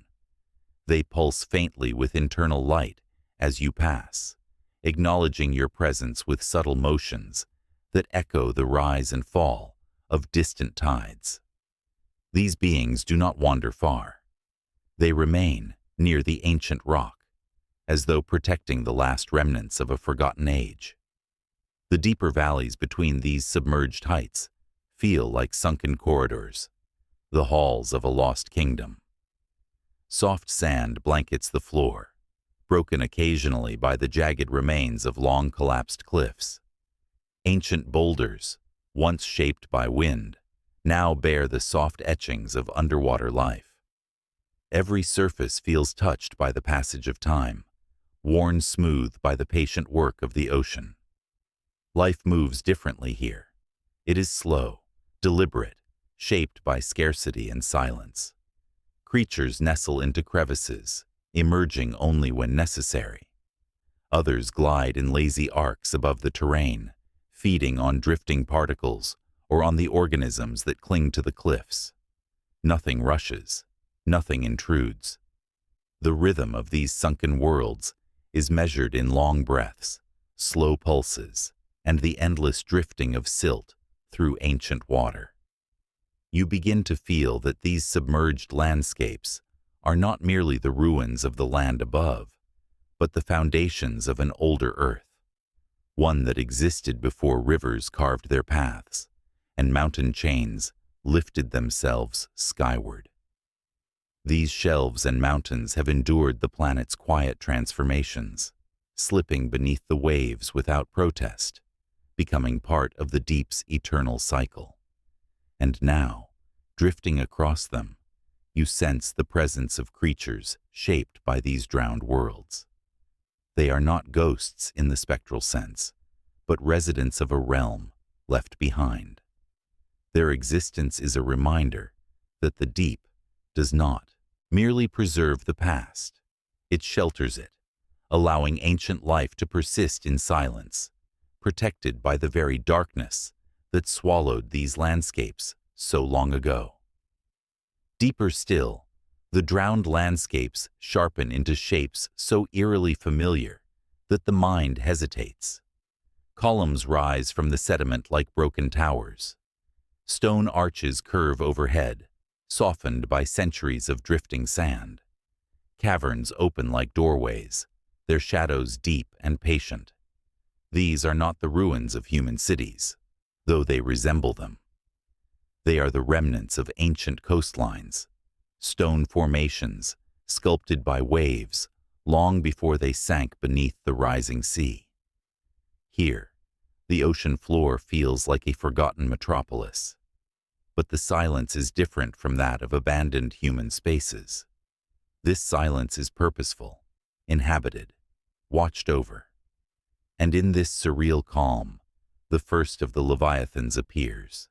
It moves slowly, like a heavy dream gliding through the corridors of memory. The leviathan emerges from between two towering pillars of stone, its silhouette immense, yet softened by the dim drifting particles around it. Its body is long, broad, and impossibly smooth, as though carved from the darkness itself. Faint patterns flicker along its skin, slow pulses of internal bioluminescence that resemble the glow of distant lanterns. These lights ripple gently down the creature's length, illuminating the stone columns around it in soft blues and purples.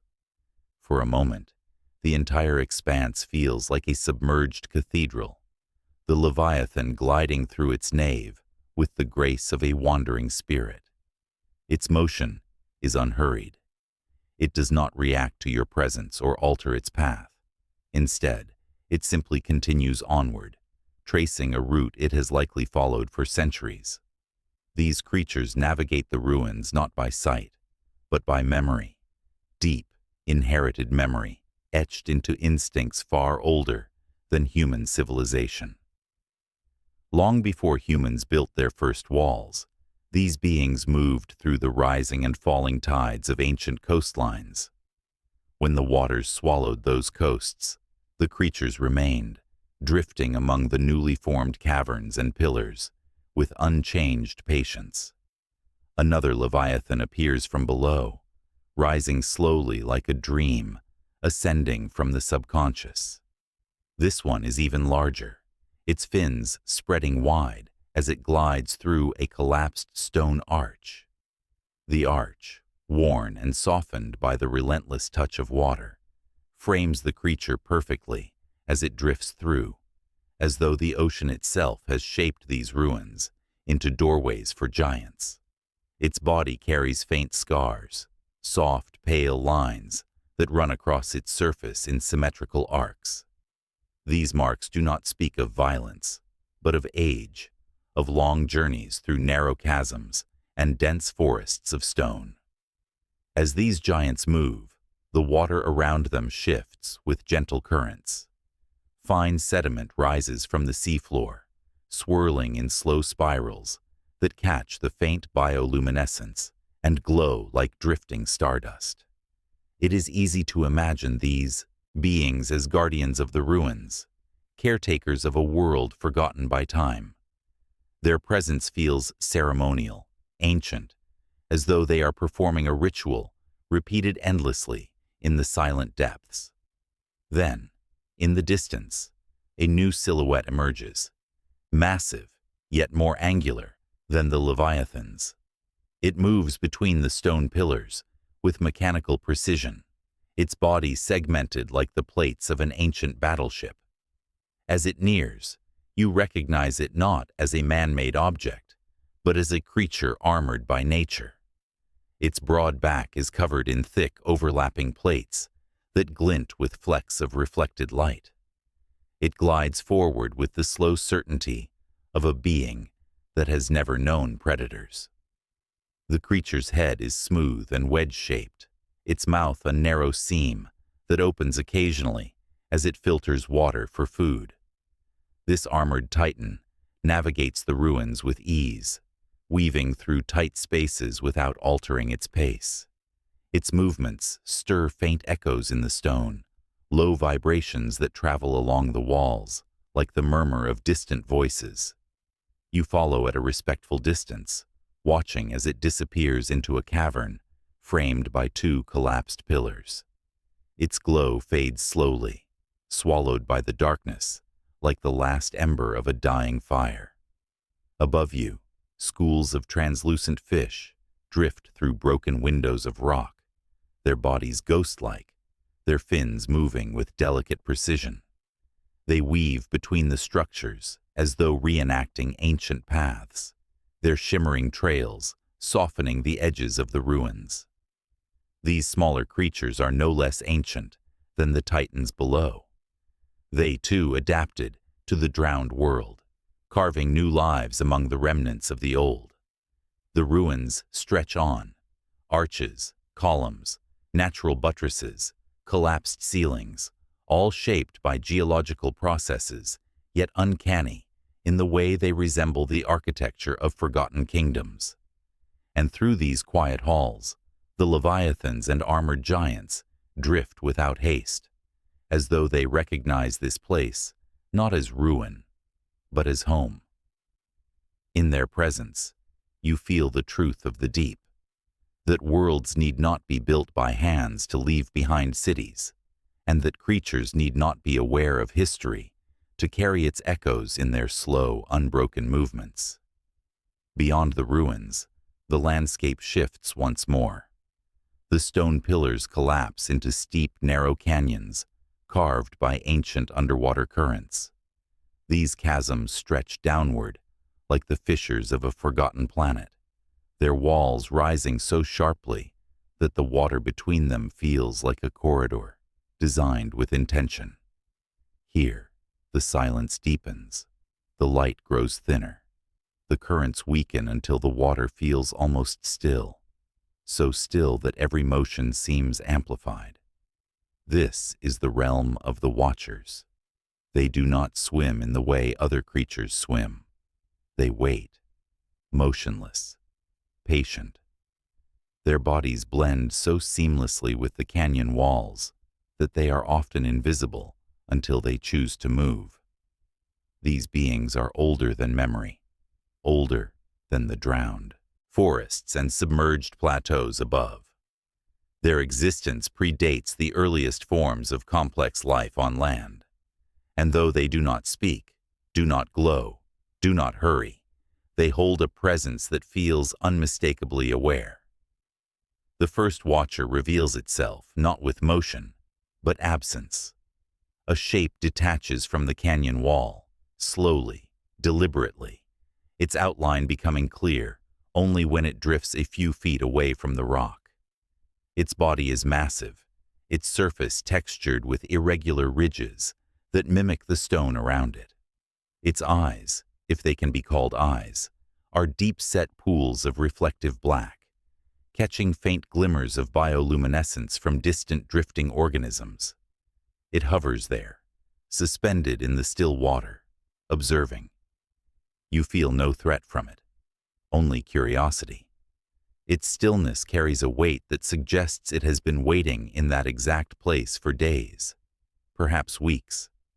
The Watchers conserve energy with a quiet mastery, born from ages of survival. Down here, movement is precious, used sparingly, with intention. They wait for the currents to bring food, for the silhouettes of smaller creatures to drift within reach. Their patience is not mere instinct. It is a way of life refined across millions of years. Another Watcher moves in the distance, if moves is the right word. It shifts its massive head a fraction, enough to reveal the pale edge of its jaw. Then it settles again, vanishing back into immobility. These beings seem almost sculpted by the canyon itself, as though the rock walls gave shape to their bodies through the slow pressure of time.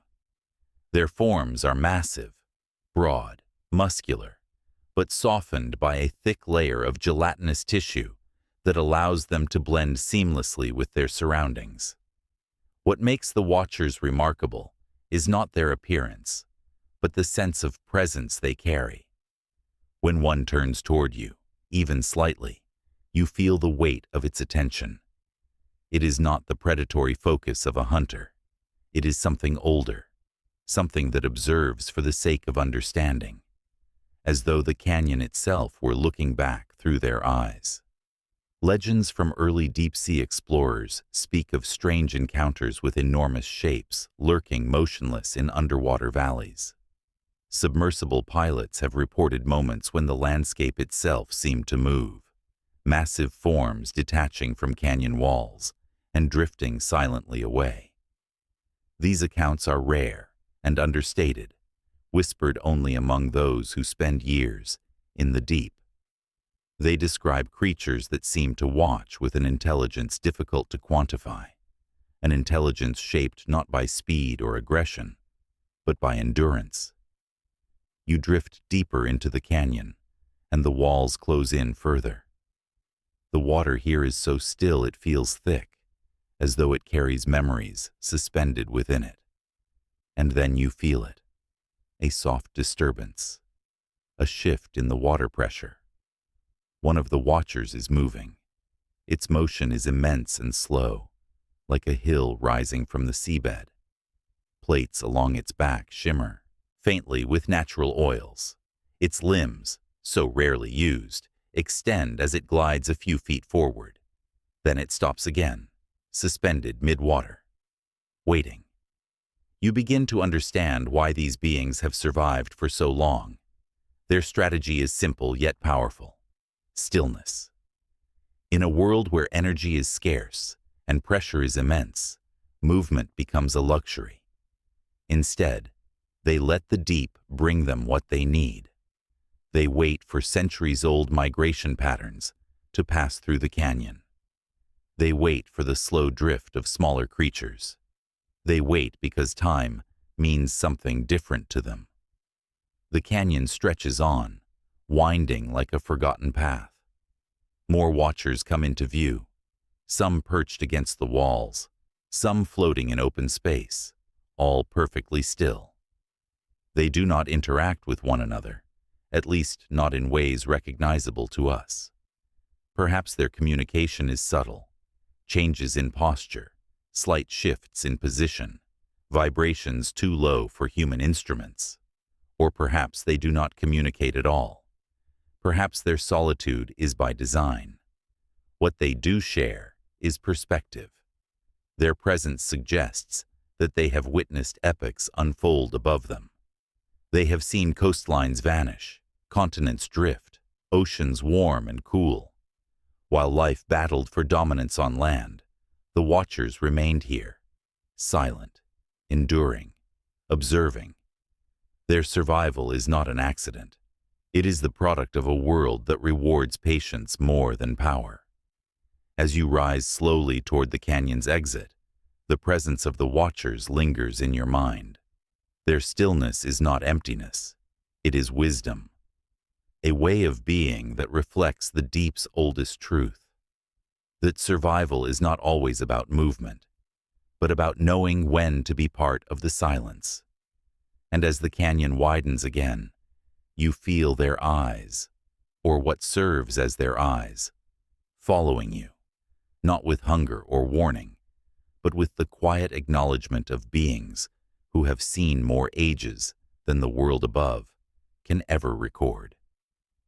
There is a depth at which the ocean seems to grow hesitant, as though uncertain what shape life should take next. The water becomes clearer, colder, and strangely empty. Yet in this emptiness, movement flickers at the edge of perception. At first it feels like tricks of the light, distortions in the currents, illusions shaped by the drifting glow of distant organisms. But then, a shape slides into view, faint as a reflection on glass. It glides forward with the delicacy of a whisper, and you realize you are not alone. The transparent hunters appear gradually, their bodies so clear they seem sculpted from the water itself. You see them only when the dim ambient light bends around them, outlining their contours in thin silver halos. Their organs are minimal, pale threads suspended within a crystal-like shell. Some lack bones entirely. Others carry faint internal structures shaped like drifting smoke. They are life stripped to its essentials, as if evolution paused before completing its work. One creature drifts closer, its elongated body shimmering as it turns. Its skin refracts the dim light, splitting it into faint hues that ripple across its surface. Its mouth is a barely noticeable seam. Its eyes, if they are eyes, are two dark flecks suspended within the transparent frame of its head. With each slow movement, it becomes clear that this being hunts not with speed or power, but with invisibility.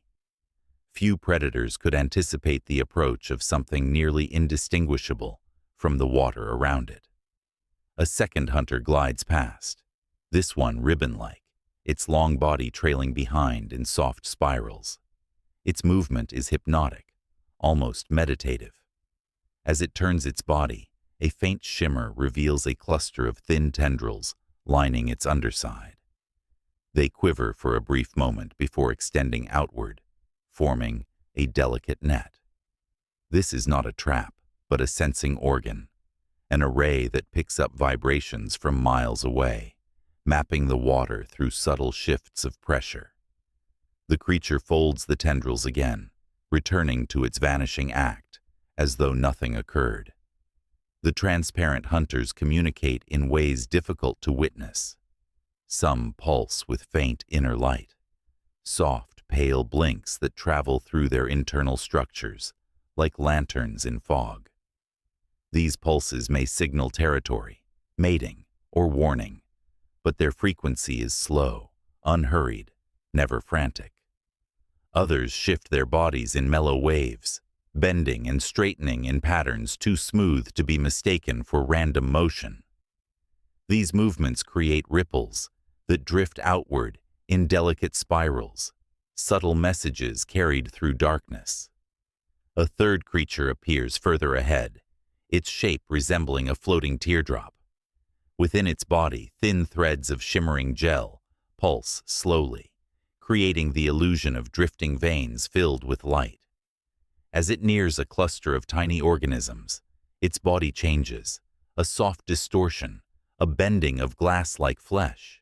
Its shape folds inward, forming a wide, translucent mouth that engulfs the cluster with quiet grace. There is no violence, no sudden movement, only a gentle act of feeding that evokes more wonder than fear. Drifting deeper, the hunters grow stranger still.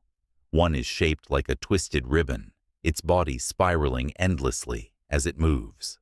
Another resembles a floating pane of soft glass, nearly 2 meters long, with edges so thin they vanish into the water.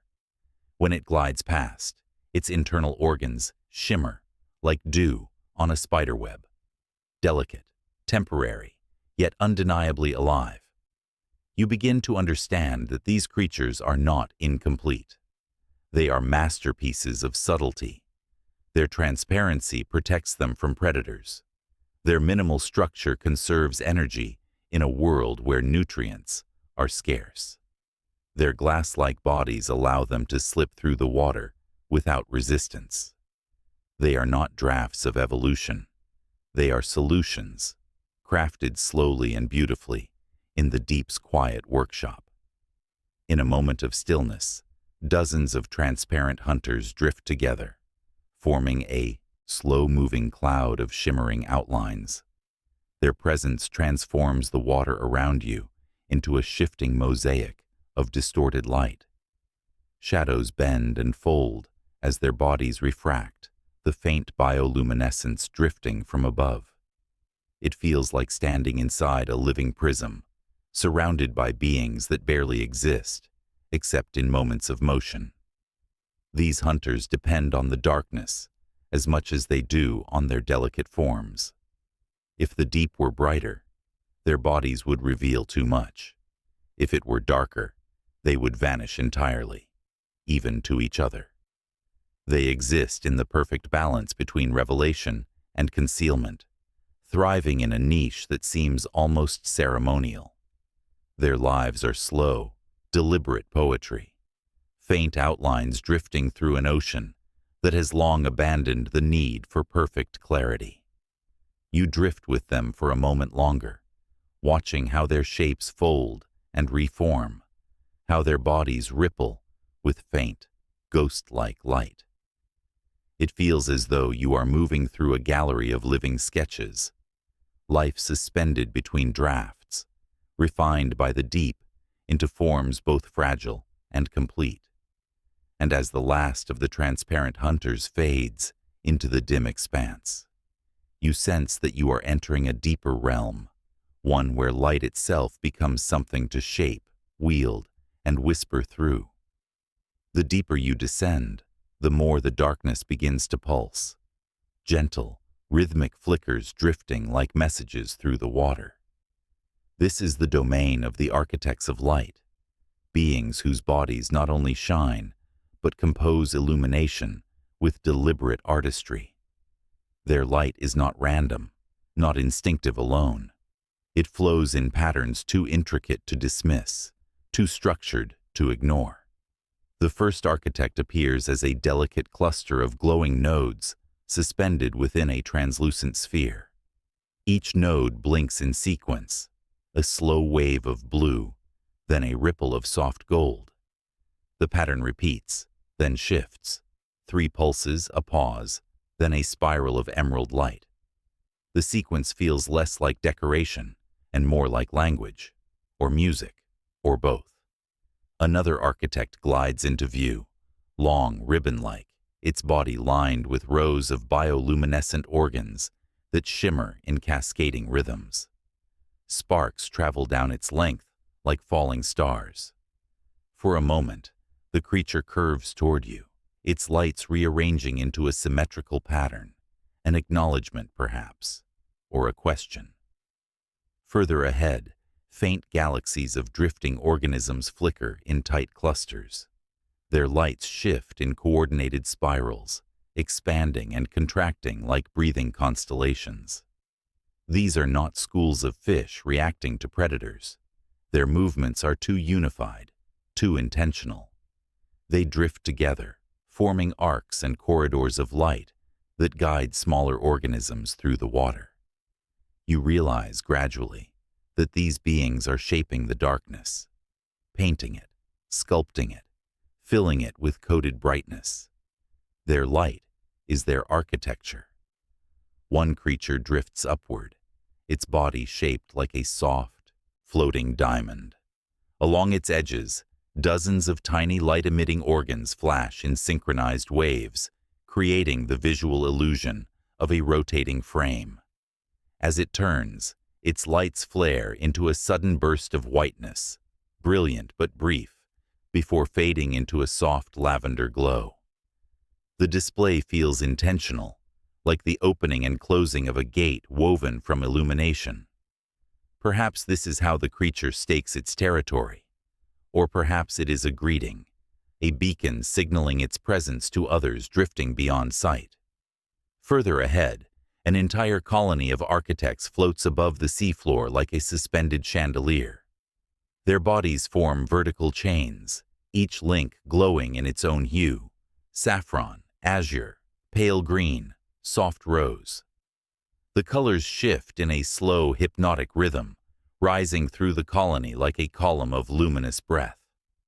These chains expand and contract in gentle waves, their movements so precise they resemble the inhaling and exhaling of some massive, unseen organism.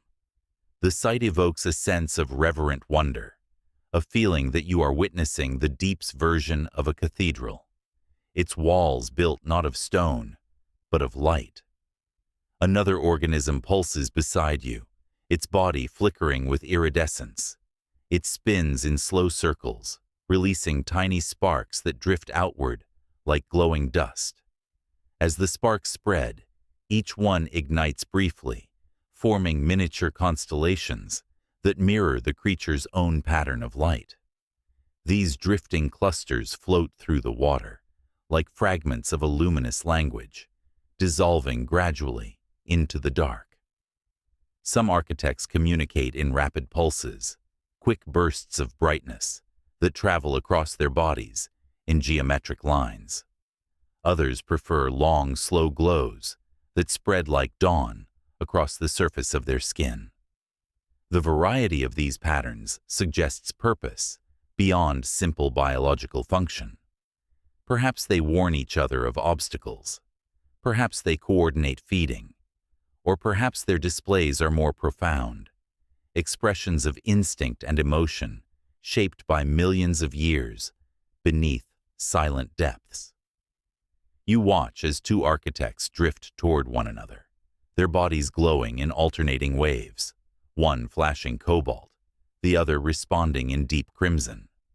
Their lights sink for a moment, merging into a single spiral that travels through both bodies simultaneously. Then, just as slowly, they drift apart, their glow fading into separate rhythms once more. It feels like watching a conversation, an ancient dialogue conducted without sound. In one final display, a broad, manta-like creature glides past, its wings trailing shimmering currents of light. As it moves, the water behind it blooms with bioluminescence, creating a luminous wake that stretches for meters. The effect is breathtaking, like watching a painter drag glowing ink across a canvas of black water. When the creature turns, its underside flashes with a final burst of pale blue, as if signing its masterpiece before drifting back into the dark. The architects of light transform the deep, not through sound or motion, but through brilliance. They remind you that even in a world shaped by silence and pressure, life finds ways to create beauty, soft, alien, purposeful. As their luminescent patterns fade behind you, you descend further still, entering a realm where forms become stranger, softer, and less defined. Shapes caught between existence and imagination, waiting in the drifting dark. Past the shimmering galleries of the architects, the water darkens again, not with emptiness, but with uncertainty. Shapes drift at the edge of perception, appearing and disappearing like thoughts half-formed. This is the realm of beings that resemble unfinished ideas, life caught mid-sketch. Their outlines waver, their bodies ripple in and out of solidity. They move with softness, as though they were made not of flesh, but of mist suspended within thin membranes. The first of these beings emerges slowly from the darkness. Its form is long and ribbon-like, but its edges blur, dissolving into the water, as though it has not fully chosen a shape. Each movement creates subtle distortions in the surrounding currents, bending the faint light in ways that make it difficult to tell where the creature begins and the water ends. At moments it looks like a drifting veil, delicate and weightless. Then, with a slight shift, it reveals a skeletal framework. Thin, flexible rods moving inside like the ribs of a half-imagined animal. Another being slides closer, its body a shifting curtain of translucent film. Within its membrane, faint patterns pulse like ghostly organs struggling to assemble themselves. Its movements are slow, almost hesitant, as though it is constantly adjusting to remain cohesive. Occasionally, it expands, its membrane thinning until it becomes nearly invisible. Then, as it contracts again, faint shapes flicker within, hints of limbs, tendrils, or fins that never fully emerge. These creatures feel like drafts, prototypes of life that evolution never finished, or perhaps never intended to finish. Their nebulous forms allow them to slip through narrow channels, evade predators, and conserve energy in the deep's relentless pressure. They embody adaptability in its rawest form, shifting shape as easily as clouds crossing an evening sky. A third being drifts downward from above, rotating slowly. It resembles a coiling plume of smoke, yet its center is structured, a thin spiral of cartilage, glowing faintly with bioluminescent veins. As it moves, the outer layers of its body peel away like wisps, only to reform moments later. The effect is mesmerizing, life existing in a continuous state of becoming, as though creation itself has paused mid-stroke, leaving the creature suspended between potential and form. Some beings move in pairs, their membranes fusing briefly before separating again. When they connect, their internal patterns align, creating shared pulses of pale light that ripple through both bodies.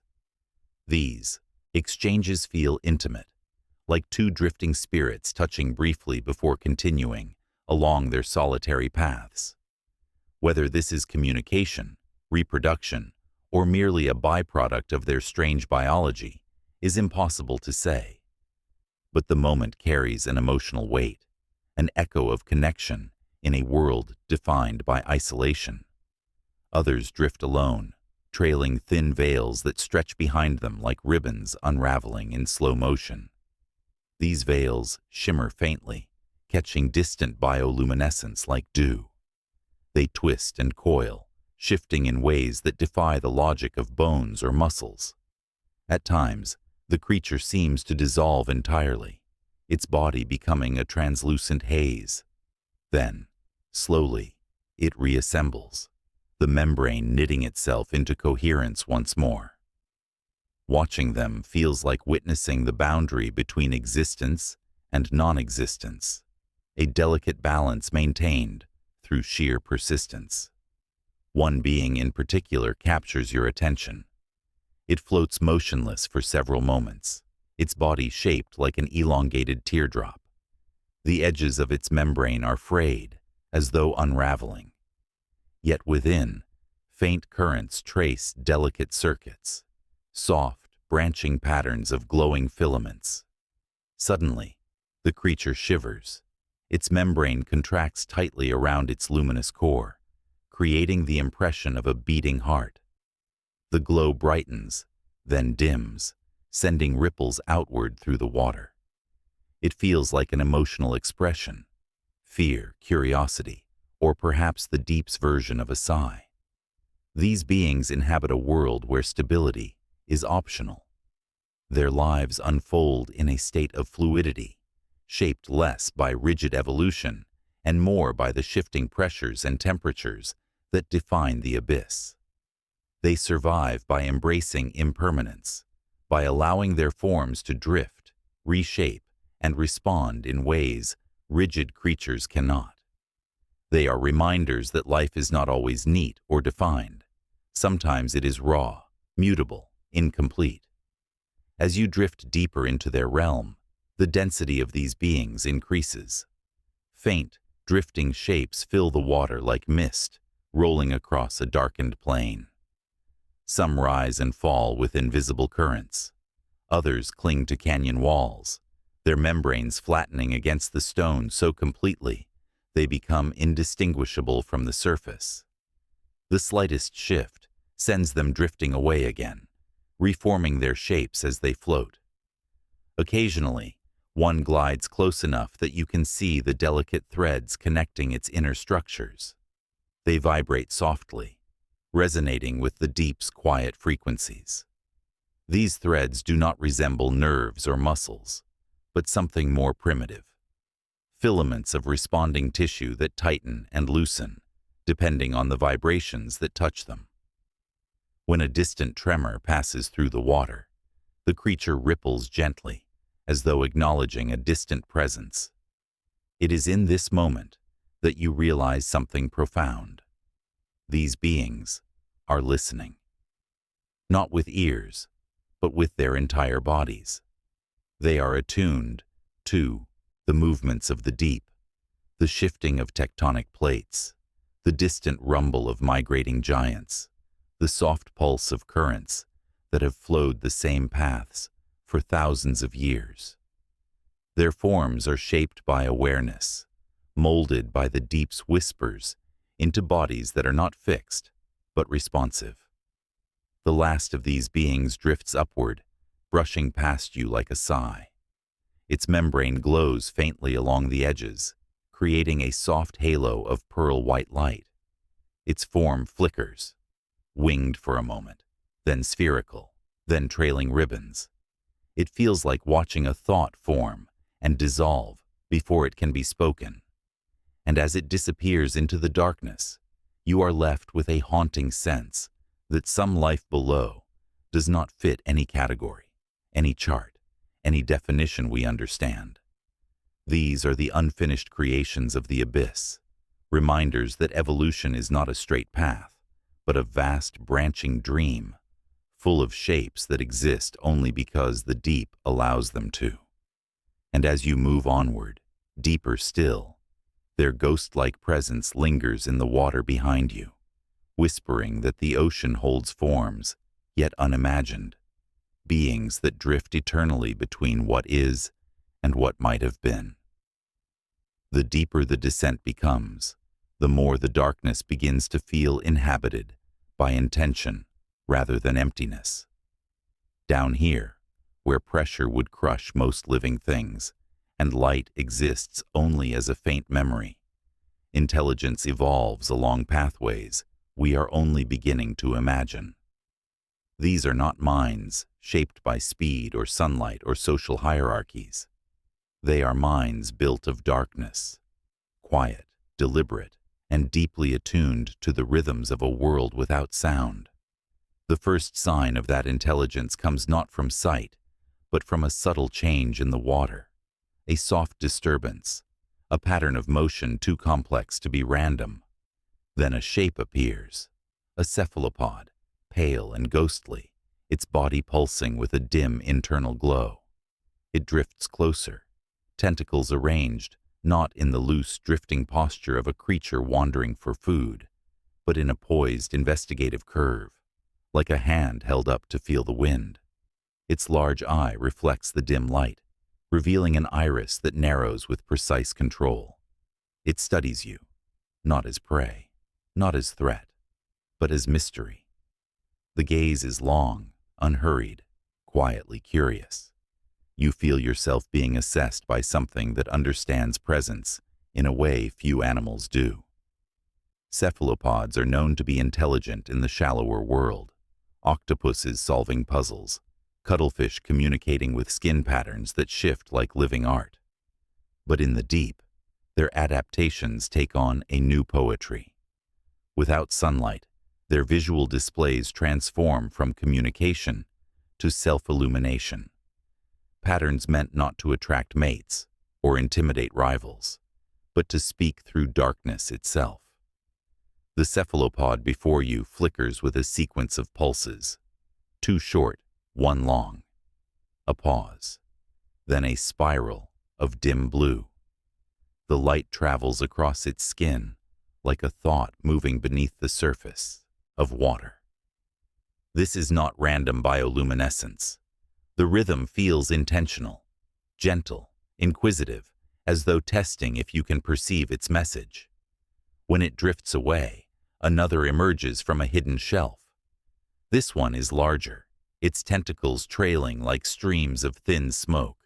Its body is almost black, blending into the surrounding void except for faint rings of light circling its mantle. Those rings pulse in patterns, slow, steady, like the beat of a drum heard through walls. As it nears the first cephalopod, both beings synchronize their patterns for a moment before drifting apart again. It feels like a greeting, or perhaps a confirmation of safety. Further ahead, faint silhouettes move in coordinated spirals. A cluster of cephalopods, 5, perhaps 6, circles a central point in slow, meditative arcs. Their bodies pulse with alternating waves of light, creating a rotating pattern, like a living mandala suspended in the water. They pause. Their lights shift. The formation reverses direction. The pattern repeats with perfect precision. This is not feeding behavior, nor mating, nor territorial display. It is choreography. Some scientists have theorized that deep cephalopods possess forms of intelligence we cannot easily measure.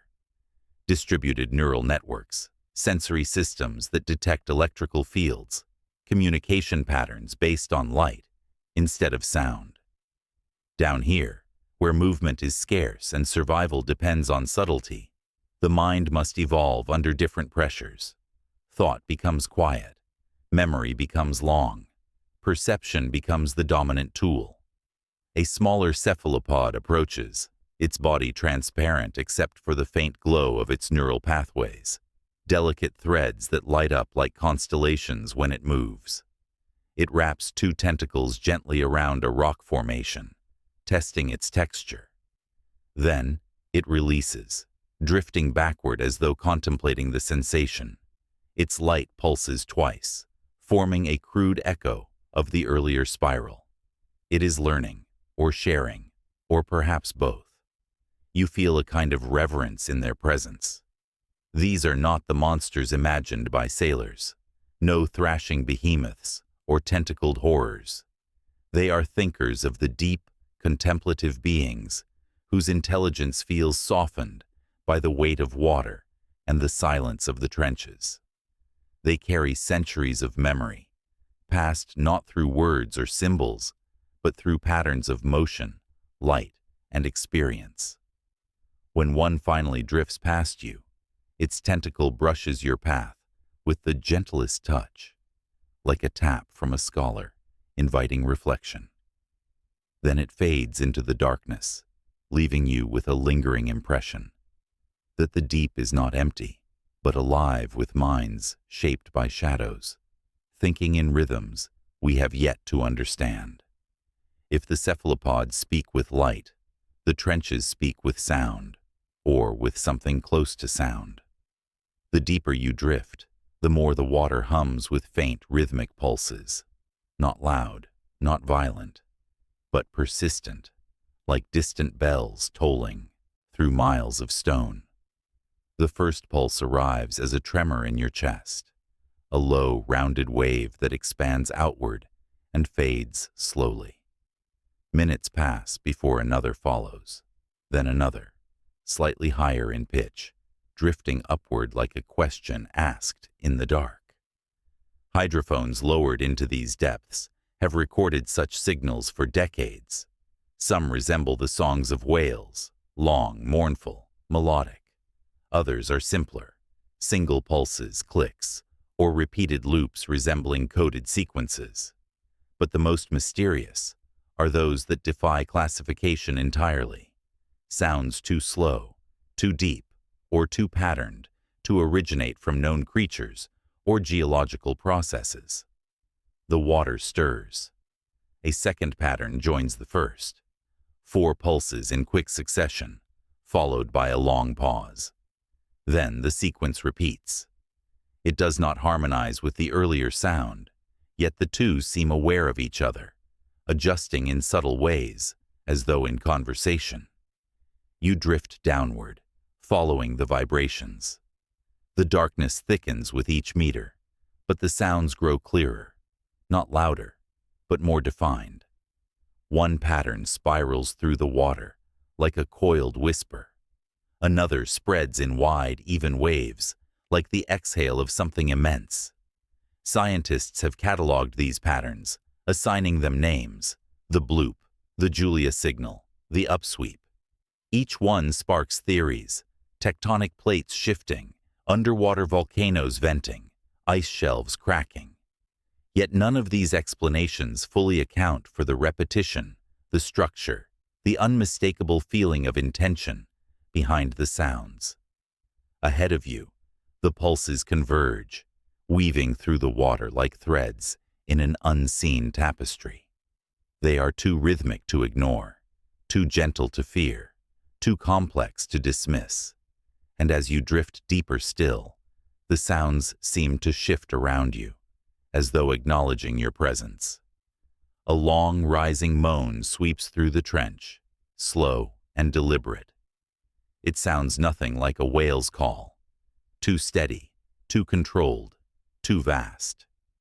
The pitch rises, holds, then falls in a perfect arc, as though following a script written into the water itself. Moments later, another pulse answers from somewhere far below, lower this time, resonant enough to tremble the sediment drifting along the seafloor. You realize you are moving through a layered conversation, one too immense for human ears to fully grasp. Each vibration arrives like a message shaped by pressure, distance, and the ancient memory of the deep. Some reverberate through your bones, others graze past you like a gentle breeze. They are patient, spaced minutes apart, as though the beings that create them do not measure time in seconds, but in long, unhurried breaths. A trio of faint clicks passes overhead, rapid bursts that travel in zigzagging paths, reflecting off canyon walls, before dissolving into the dark. Such signals have been recorded only rarely, and no known creature produces them. They feel exploratory, testing the boundaries of the trench, mapping the void with sound woven into curiosity. Then, unexpectedly, the patterns shift. The pulses below lower their frequency. The spiraling clicks slow. The tremors from above cease. You are suspended in a moment of profound stillness, as though the entire trench is listening, waiting for something. The pause stretches, the deep feels poised, and then, from somewhere impossibly far away, a single note emerges. It is soft at first, barely a vibration, but it grows slowly, steadily, filling the water with a rounded, resonant hum. The note holds for an impossibly long time, 30 seconds, perhaps more. Its stability so precise, it feels impossible for any known creature to sustain. When it finally fades, the silence that follows feels charged, like the air after lightning. One by one, the earlier signals resume, but they are different now, slower, more deliberate, as though responding to what you just heard. The entire trench pulses with quiet, thoughtful rhythms, long waves, short clicks, soft tremors that ripple through the water like whispers shared between unseen giants. These sounds are not random, nor chaotic. They carry an order shaped by something with intention. Not necessarily a mind like ours, but a force that interacts with the world in consistent, meaningful patterns. It is communication, not in language as we know it, but in presence, resonance, and rhythm. The deep is speaking in frequencies too ancient to chart, too subtle to dismiss. You drift onward, carrying those pulses in your memory, feeling the quiet truth behind them. Something down here speaks, perhaps not to us, but to each other, across distances and depths we can only imagine. Beyond the realms of light and sound, deeper than the trenches where vibrations ripple like ancient songs, lies a domain where presence itself becomes the language of life. Here, movement is rare. Silence spreads outward like a physical force. And yet, you cannot shake the sense that you are being watched, not with hostility, not with hunger, but with an ancient, patient curiosity. This is the territory of the old observers. The first hint of them arrives as a shift in the water, subtle, directional, as though something immense has turned its attention toward you. The darkness ahead thickens, not with shape, but with awareness. It is a feeling more than a sight, a gentle pressure on the senses, like standing in a vast empty hall and realizing you are not alone. Then a shape materializes, slowly, quietly. It drifts forward with a grace that seems impossible for its size. Its body is enormous, broader and longer than the creatures you've encountered before, yet its presence carries no threat.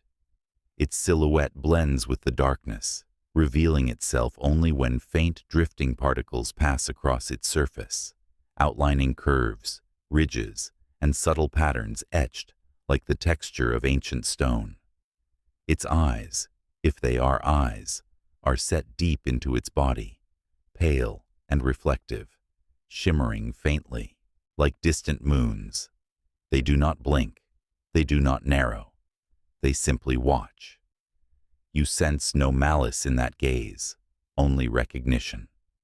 As though the creature has seen many things drift through these waters. Shapes, shadows, perhaps even other thinking beings, and now adds you gently to its long memory. Another observer moves in the distance, drifting parallel to the first. This one is even larger, its body trailing thin filaments that wave like drifting roots. The filaments glow faintly, tracing delicate arcs behind it. It passes through the water without stirring it, as though it has learned to move in perfect harmony with its environment, disturbing nothing, revealing nothing. These creatures do not hunt in the usual sense. They do not chase, lunge, or stalk. Instead, they wait. They watch. Their stillness suggests a kind of practiced contemplation, a way of existing shaped not by the need to survive moment by moment, but by an understanding of the deep that spans centuries. Some scientists, in private conversations far from lecture halls, have speculated that certain deep-sea species may achieve age not just in decades, but in centuries. That their lifespans may stretch long enough to witness cycles of warming and cooling, migrations of giants, shifts in ocean chemistry. If such beings do live this long, their minds, shaped by unbroken years of silence, would perceive time in ways we cannot imagine. The old observers seem to embody that idea. One drifts closer, halting just beyond reach. Its surface glows faintly along certain ridges, as though responding to your proximity. The light pulses once, then fades. Perhaps a greeting, perhaps a warning, perhaps simply acknowledgement. You are seen. In that moment, you understand that these creatures are not defined by strength or speed. Their presence is their power. They survive because they understand the deep itself, its rhythms, its dangers, its movements. Their intelligence is not expressed in tools or conflict, but in patience, in perception, in an awareness so subtle it borders on the spiritual. You drift alongside one for a time, following its slow descent into a deeper valley. It moves with the serenity of a drifting mountain, each motion measured and considered. The canyon walls glow faintly with bioluminescent mosses, illuminating the creature's surface in soft, rippling light. Patterns slide across its skin, delicate shifts in pigmentation that feel too intentional to be random. They flow in slow waves, matching the motion of its filaments. Perhaps these patterns communicate, perhaps they record memory, or perhaps they are expressions of internal states, echoes of emotions too ancient for humans to name. As you continue, more observers appear, some massive, others smaller, but still imposing. They gather in loose formations along the canyon ledges, watching the slow migration of drifting organisms below. Their arrangement suggests not a school, nor a herd, but a council, each one positioned with purpose, maintaining careful distance from the others. One lifts its head slightly, revealing a wide, vaulted crest that shimmers with faint iridescence. Another shifts its long tail, sending a gentle current down the canyon. These movements feel ceremonial, like gestures exchanged between elders. You feel the weight of their attention, not oppressive, but profound. These beings have witnessed the rise and fall of ancient oceans. They have seen species appear, evolve, vanish. They have observed the slow tectonic breath of the planet, the chasms widening, the trenches deepening, the currents shifting their eternal paths. They are historians of the deep. And now you, for a brief moment, are part of their long watch. A fleeting presence drifting through their world, observed with a quiet curiosity that feels strangely comforting. You do not sense fear from them, nor hostility, only the calm patience of entities that have lived too long to be disturbed by the temporary. As you begin to ascend from their realm, the old observers do not follow. They remain in the depths, resuming their silent vigil. Their shapes fade into the dark, but their presence lingers, an impression in the water, like a thought that refuses to leave. You carry it with you as you rise, the feeling of being watched, not with threat, but with recognition, with understanding, with a serene ancient unease that suggests intelligence takes many forms, some quiet, some vast, some waiting in the deep for eons, content simply to observe. There comes a point in the descent where even imagination strains to keep pace. The ocean opens downward, not as a simple slope, but as a vast series of fractures carved into the Earth's crust, deep, narrow, cathedral-like worlds unto themselves.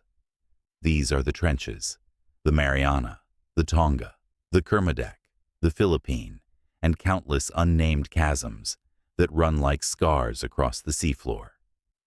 They are places where the planet folds inward, where darkness grows dense enough to feel solid, and where pressure reaches levels so immense that even steel groans under its weight. As you approach the lip of one such trench, the world transforms. The water around you cools to near freezing. The soft lights of drifting organisms diminish, as though reluctant to follow you into the deeper dark. A faint haze of sediment hangs in the water, like ancient dust suspended in a forgotten hall. These particles fall so slowly, they seem to hover in place, caught between gravity and stillness. Their delicate descent feels like time itself moving at a reduced pace. The trench yawns beneath you, an open valley carved into the Earth's crust, its edges dropping away into a depth so profound you cannot see the bottom. Even light transmitted artificially seems swallowed by the void, fading into nothing mere meters below. The walls of the trench rise like the sides of a colossal stone cathedral, their faces jagged, carved by centuries of shifting, plates and falling debris. Each ledge, each fissure, each outcropping whispers of a time when continents collided, tore apart, and reshaped the planet. The descent into this abyss feels ceremonial. You pass through layers of water that grow stiller, heavier, more solemn. It is like stepping through the thresholds of an ancient sanctuary, each meter carrying you deeper into a darkness that predates all memory. Along the trench walls, strange formations protrude, pillars of basalt, spiraling ridges, and terraces covered in the soft sculptures of deep-sea organisms. Some structures look unnervingly architectural, as though shaped by intentional hands rather than geological processes. They appear as delicate balconies overlooking a gulf of infinity. Occasionally, faint luminescent organisms drift from crevices, their bodies shining like tiny candles, carried on invisible currents. Their lights are subdued, reverent, as though aware that a brighter glow would violate the sanctity of this place. They drift silently downward, fading into the depths, as though returning home from a long wandering. As you drop farther, the sense of enclosure deepens. The narrow walls stretch upward and outward, vanishing into the darkness above. The water becomes so still, you almost imagine the trench holding its breath, waiting. Even your own movement feels softened, absorbed by pressure and silence. Down here, noise cannot travel far. Even the faintest tremor feels like a disturbance, an interruption to the solemn stillness that has defined these depths for millions of years. You try to imagine the scale. The Mariana Trench descends nearly 11 kilometers, deeper than any mountain rises above sea level. If Mount Everest were dropped into its deepest point, its peak would remain more than a mile underwater. These depths are so isolated, so untouched, that they might as well belong to another world entirely, a world where sunlight, seasons, and storms have no meaning. As you near a ledge halfway down the trench, a faint glimmer appears below, soft, like the glow of distant embers. Hydrothermal vents. They rise from the seafloor like towering black spires, billowing mineral-rich water into the darkness. Their plumes twist upward in slow spirals, shimmering with particles heated by Earth's molten core. These vents are the beating heart of the trench, pumping life-giving chemicals into a landscape otherwise starved of energy. Creatures cluster around them, pale, strange beings shaped by chemistry, rather than sunlight.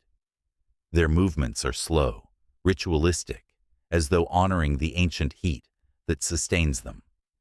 But even here, on the edges of this harsh sanctuary, the darkness dominates. It stretches infinitely downward, beyond the reach of vents, beyond the reach of life as we understand it. You drift past, entering the lower half of the trench, where even hydrothermal warmth fades into cold permanence. The sensation is overwhelming. Not frightening, but awe-laden. You are trespassing into a realm where almost no human eyes have ever gazed, where even the simplest forms of life endure conditions too extreme for most organisms. The walls narrow, then widen again, forming chambers large enough to hide mountains. These cavernous spaces feel like the Earth's inner sanctum, untouched since their creation. The silence here is total. Not the absence of noise, but the presence of an ancient stillness that has never been broken. As you continue downward, you cannot help but feel that the trench itself is aware, that it is watching, waiting, remembering. These depths have witnessed the rise and fall of continents, the drift of oceans, the birth of species older than bones. They are the great archives of Earth, written in pressure and silence. And somewhere below, deeper still, the truly ancient dwell. In the deepest corridors of the trenches, life exists in ways that defy expectation. These beings have lived in darkness for so many millions of years that sunlight is not just unfamiliar, it is irrelevant. Their world is shaped by chemical gradients, by heat rising from the planet's core, by mineral plumes drifting through still water. They have never seen a dawn, never cast a shadow, never known color.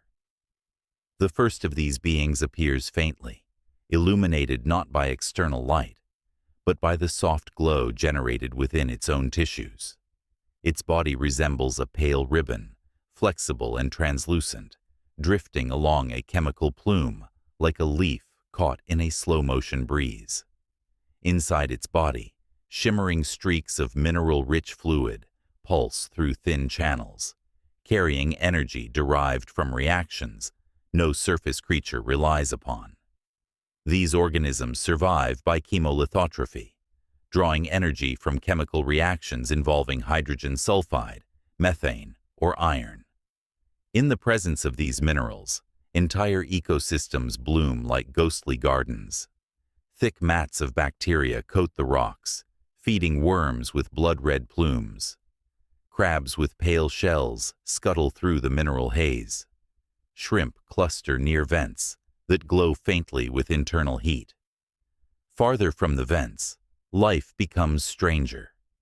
Creatures here float as though suspended between existence and dissolution. Some resemble drifting sacks of gel, featureless, eyeless, yet pulsing with deliberate rhythm. Others are elongated coils with bristle-covered ridges that pick up chemical trails from vast distances. One creature rises from a fissure, its body long and thin, its skin shimmering with metallic blue reflections. A mineral shine, not a pigment. It has no mouth, no eyes, no recognizable organs. It absorbs nutrients directly through its membrane, feeding on the chemical breath of the earth. Deeper still, beyond the reach of vents, life becomes even more ancient. In the deeper corridors of the trench, far beyond the warmth of vents, life grows sparse, but not absent. Here, organisms have adapted to survive on almost nothing.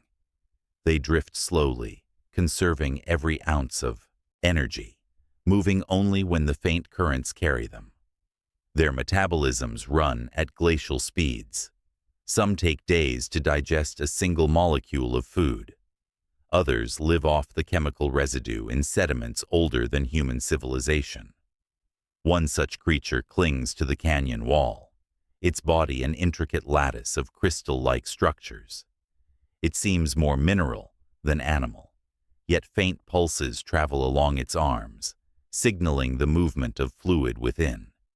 It feeds not through hunting or grazing, but by absorbing chemical whispers from the rock itself.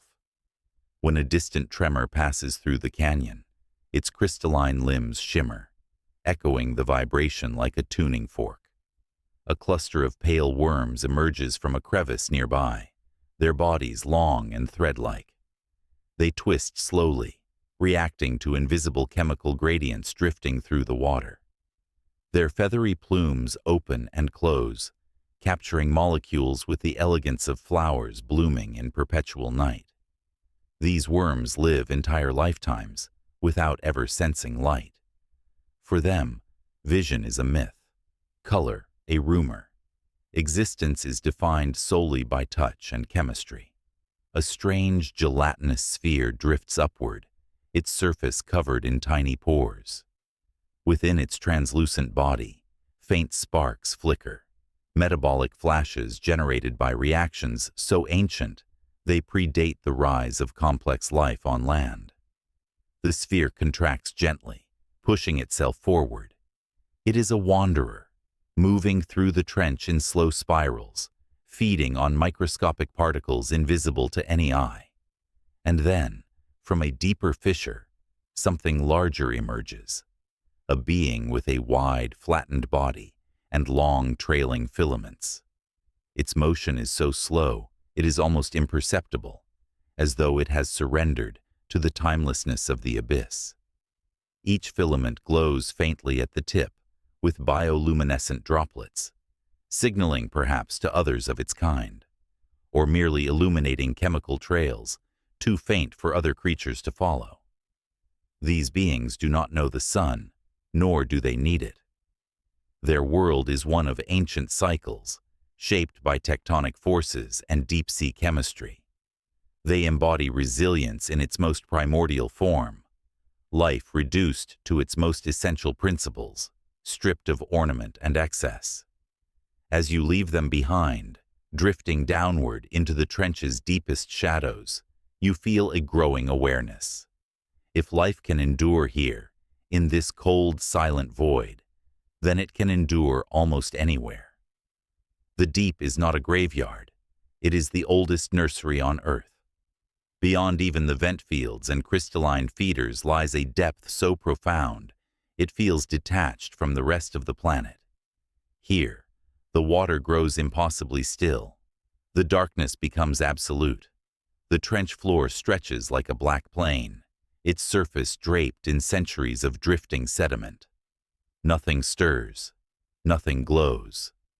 And yet, you sense the presence of something vast, something that has drifted through these silent plains for longer than human memory can fathom. These are the abyssal, sovereigns, titanic beings that do not merely inhabit the deepest trenches, they define them. The first sign arrives as a shift in the water, gentle but immense. It is not a tremor, not a quake, but a movement of such magnitude that the entire plain seems to respond. Sediment rises in soft clouds. Tiny organisms drift upward, startled into motion. The water thickens with anticipation. Then a shape emerges from the darkness. Not quickly, not dramatically. It appears with the unhurried motion of a drifting continent. Its size is impossible to measure at first, only the suggestion of bulk, of mass, of presence. Slowly the outline becomes clearer. A long sweeping ridge, a vast curved surface, a subtle glow along what might be a fin or limb.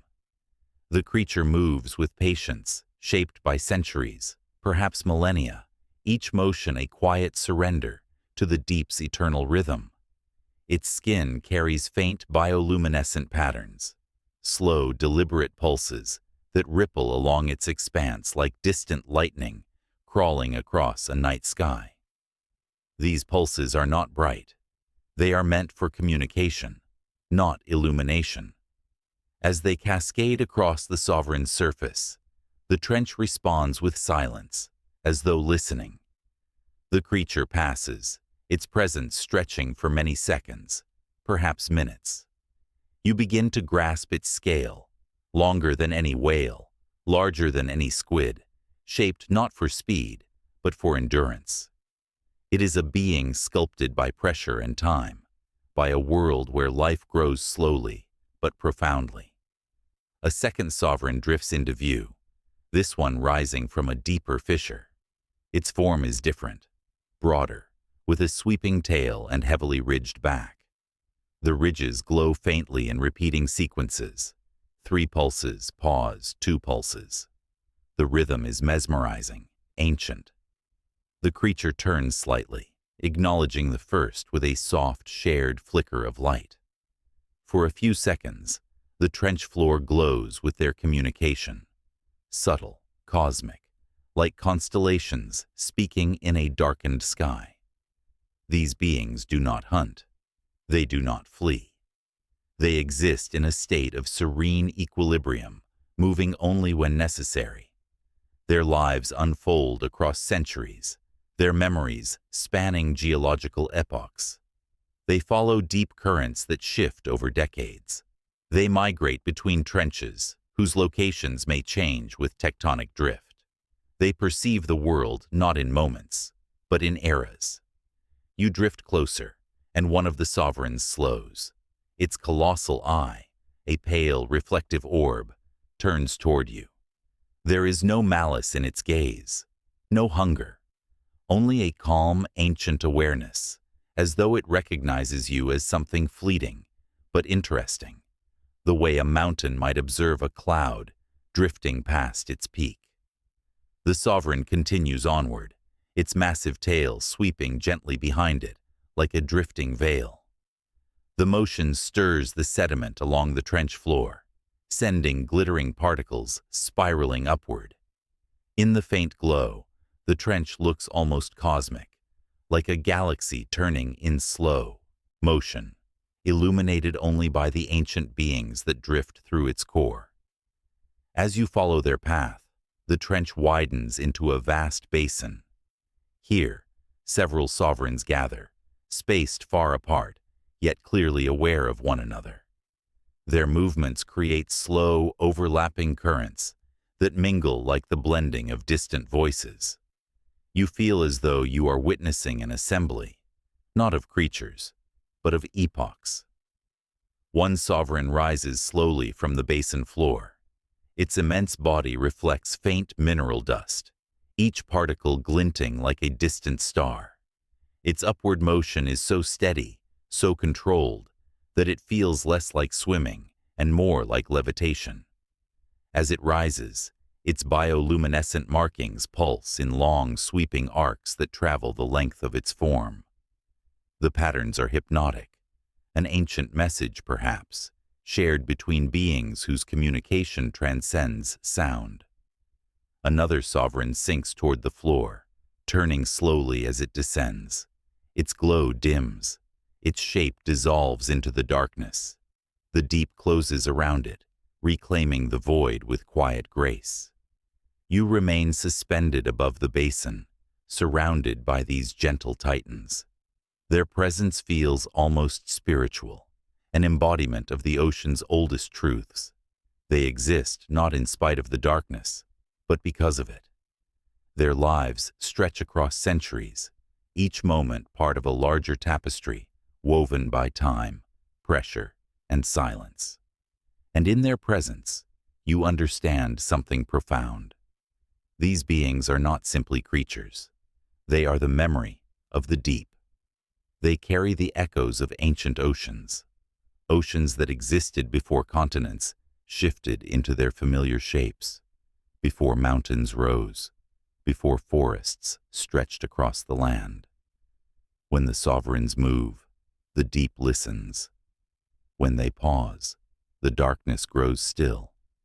And when they drift back into the black beyond, it feels as though the trench exhales, releasing its oldest guardians into the endless cosmic solitude they call home. You drift upward, leaving them to their eternal migrations, and the darkness closes behind you like a curtain.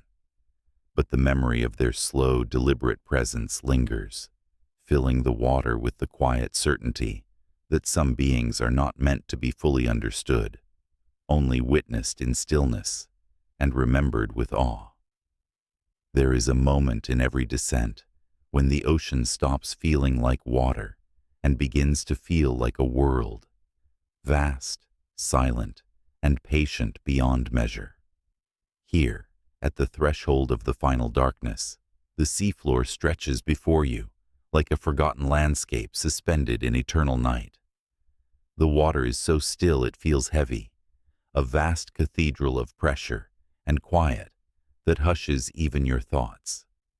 Every movement, every drifting particle seems amplified in the stillness. The ground beneath you is soft, layered with sediments that have fallen like slow ancient snow for millions of years. Each grain carries the memory of something that once lived far above.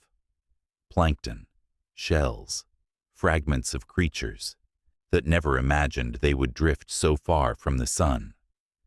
The seafloor holds these remnants with gentle indifference, folding them into the slow tapestry of the abyss. Standing here, if standing is the right word for floating above an endless plain, you feel an almost reverent calm. Nothing moves quickly at this depth. Nothing hurries. Shapes drift with the grace of long-forgotten ghosts, their bodies illuminated only by the faintest internal glimmer. They pulse with soft, irregular lights, like distant lanterns swaying in a wind that does not exist. One such creature drifts past you now. Its body is delicate, translucent, elongated into a shape that bends in ways impossible for anything tied to gravity. It pulses gently, leaving a faint trail of shimmering particles behind it. They spread like dust motes caught in a single beam of moonlight. For a moment, the creature seems aware of you. It turns, hovers, and its internal glow brightens by a degree so subtle it might be imagination. Then it drifts on, folding itself back into the quiet darkness. Far in the distance, soft ridges rise from the seafloor, the ancient bones of long-collapsed thermal vents. They stand like pillars, marking the edges of a fallen city, their surfaces covered in strange, pale growths that sway only when a giant of the deep passes close enough to stir the water. You drift toward one such pillar, its surface rough with mineral deposits.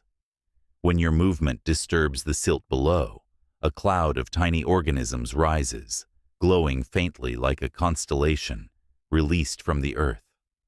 As they drift upward, their glow softens the shadows, revealing the silhouettes of other ancient beings. One is enormous, its body curved, its back lined with faint points of light, like a constellation etched into the flesh of a whale-shaped ghost. It moves slowly across the plain, stirring the sediment with a long, sweeping fin that seems more like a veil than a limb.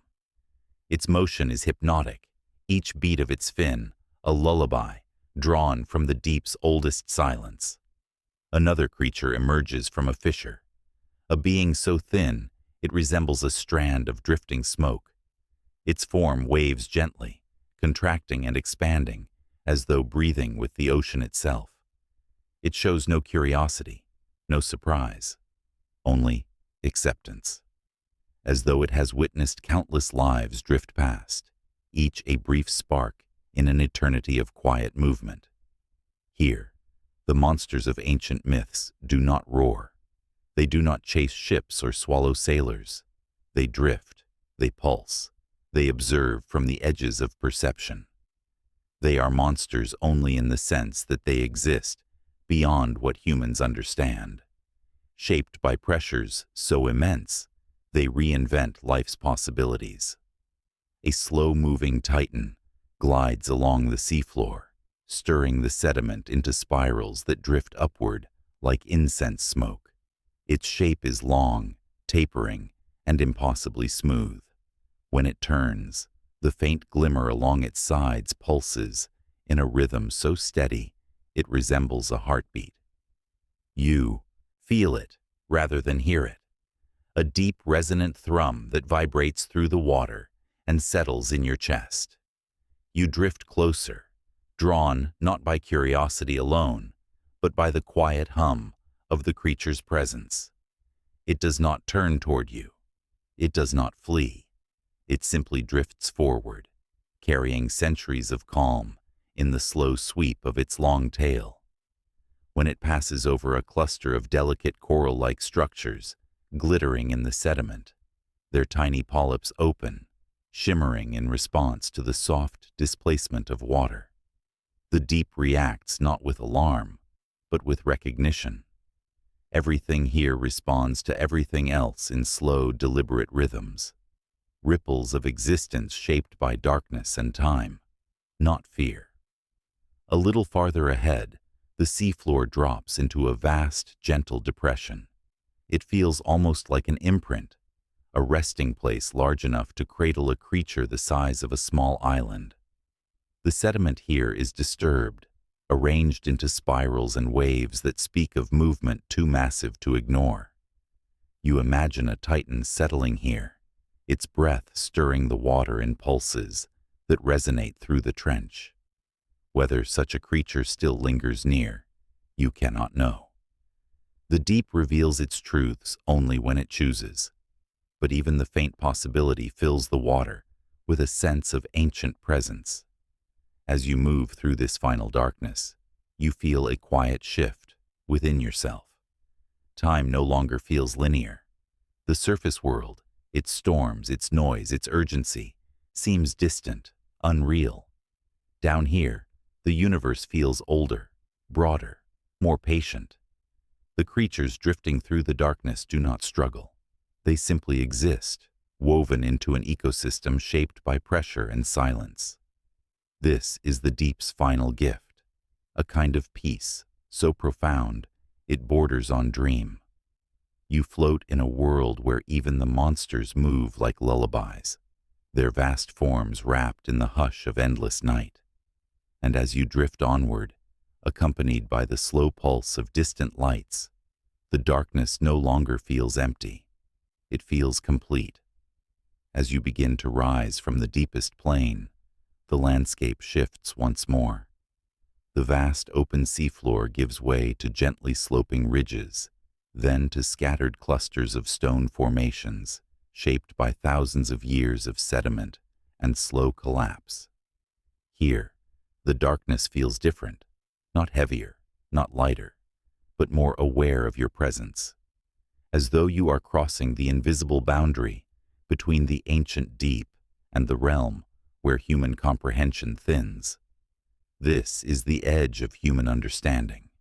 It is not a mapped line or a scientific threshold.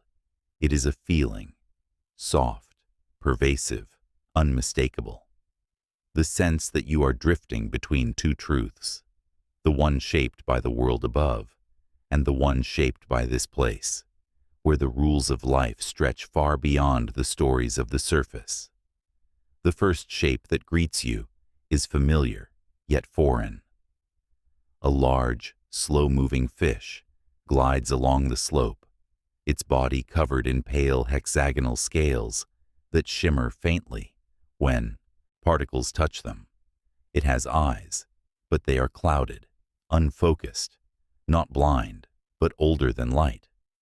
The creature passes by you, untroubled, following a path etched into its biology long before humans learned to dream of the ocean.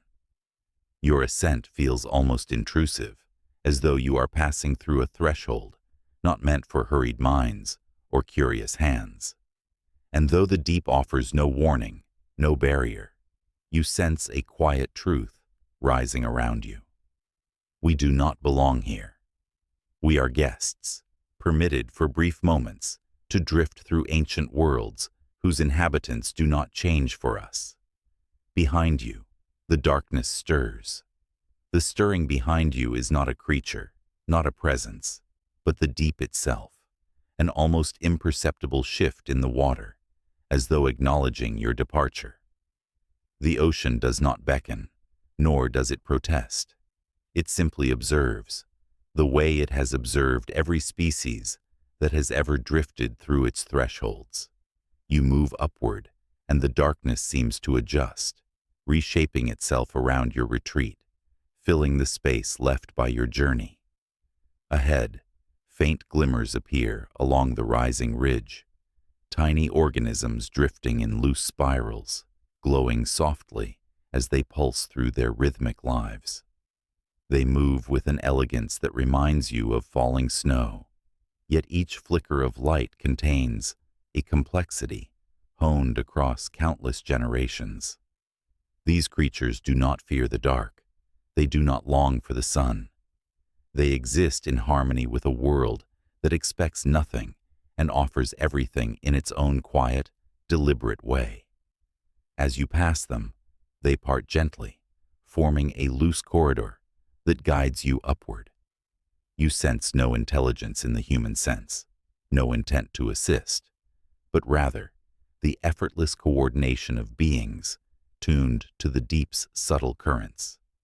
Their path becomes your path, and as you rise through them, you realize that the boundary between the known and the unknowable is not a line, but a drift, a slow blending, a gradient carved not by depth alone, but by the limits of perception. Humans have descended into trenches, mapped seafloors, catalogued species, but no amount of knowledge changes the truth that most of the ocean lies beyond our reach, beyond our senses, beyond our imagination. A faint vibration pulses up from below, one of the slow, deep signals you encountered earlier. It rises through the water like a farewell, soft and patient. You do not know whether it is a creature or a geological hymn or something in between, only that it carries the same solemn rhythm as the trench itself.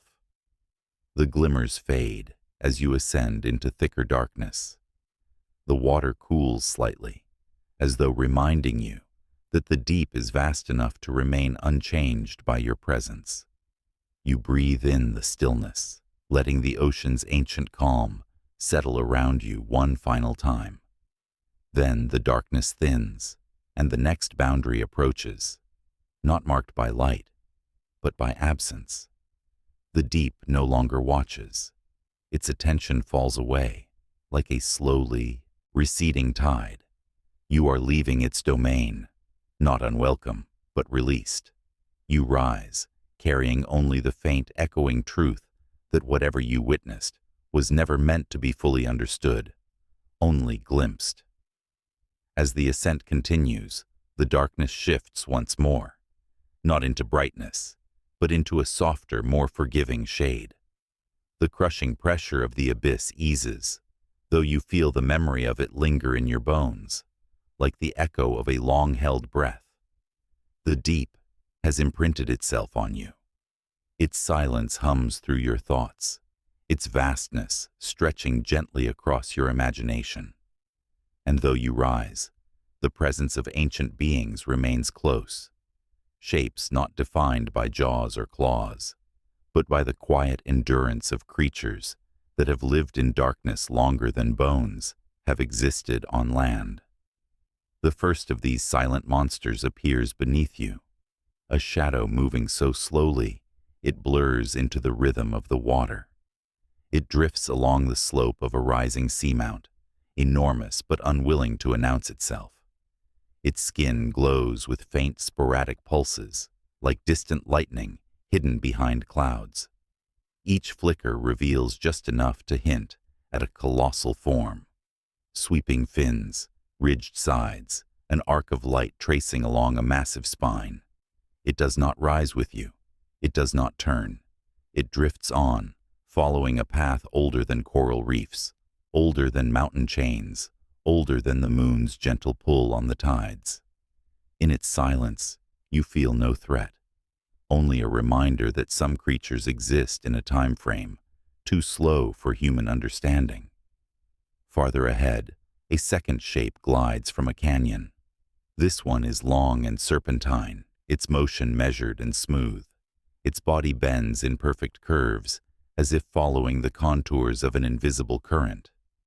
You sense an intelligence in the way it moves, not the sharp analytical mind of a predator, but the serene awareness of something that has witnessed oceans rise and fall across epochs. Its head tilts slightly toward you, a moment of recognition, a single acknowledgement between two beings whose lives could not be more different. Then it turns and descends again, its body fading into the darkness like a dream dissolving upon waking. Above you, the currents shift. A faint rhythmic tremor passes through the water, subtle as a heartbeat buried beneath layers of time. The tremor repeats, growing softer as it spreads. It feels like a presence passing far overhead, or perhaps far below. Distance becomes difficult to judge in the deep, where scale and space blur into a single, endless plane. These tremors carry stories, not literal messages, but the footsteps of ancient beings moving through their domain. You imagine titans drifting beneath continents of darkness, their bodies spanning lengths impossible to comprehend, their lives unfolding across centuries without urgency. The myths of the surface, leviathans, sea serpents, krakens, did not come from nowhere. They were born from glimpses, from shadows, glimpsed beneath ships, from strange vibrations felt through wooden hulls, from creatures rising briefly into torchlight before disappearing forever into the black. Those myths were not warnings. They were memories, echoes of encounters with beings who meant no harm, who simply passed too close to the fragile boundary where human imagination begins. You drift upward, and the deep begins to loosen its hold. The pressure eases further. The water warms by fractions. Yet the sense of presence does not fade. It lingers, as though the creatures below still watch, not out of curiosity, but out of the ancient rhythm of observation that governs all life in the abyss. Ahead, a faint shape appears, small compared to the titans below, yet still formidable by surface standards. Its outline resembles a coiled ribbon with thickened edges, and it moves not with the precision of a hunter, but with the casual drifting motion of something that has never needed to rush. As it passes by, you see faint patterns along its body, swirls, curls, loops, that pulse in gradients of silver and violet. These are not markings. They are memories, biological records etched into the creature's flesh, patterns shaped by ancestors who survived volcanic winters, asteroid impacts, the shifting of world climates. Each pulse is a quiet echo of survival, a living chronicle of deep time woven into the body of an animal drifting through the silent dark. The creature glides past you, and the water grows still once more. For a moment, nothing moves. Even the drifting particles seem suspended in place. It is as though the deep grants you one final pause, a last lingering breath before you leave its eternal night. Then, from far below, a shape stirs, not visible, not definable, just a suggestion of motion, a colossal displacement of water that trembles through the deep with the subtlety of a sigh. It could be a sovereign. It could be something older, something slower, something so vast its presence feels less like a creature and more like the deep itself shifting. The tremor fades, the silence returns, and you understand, truly, quietly, that the monsters still linger, not in the sense of danger or fear, but in existence. They drift through the dark with patience shaped by millions of years, carrying secrets older than continents, older than bones, older than story. They do not come to the surface because they have no need. They do not reveal themselves because they have nothing to prove. They simply are, silent, ancient, enduring. As you continue your ascent, the darkness slowly softens behind you, but you carry with you the knowledge that somewhere below, in the world that time forgot, the monsters wait in silence, unbothered, unthreatening, untouched by the world above. Not myths, not fears, not warnings, just lives, vast, quiet lives, continuing in the deep beyond human sight.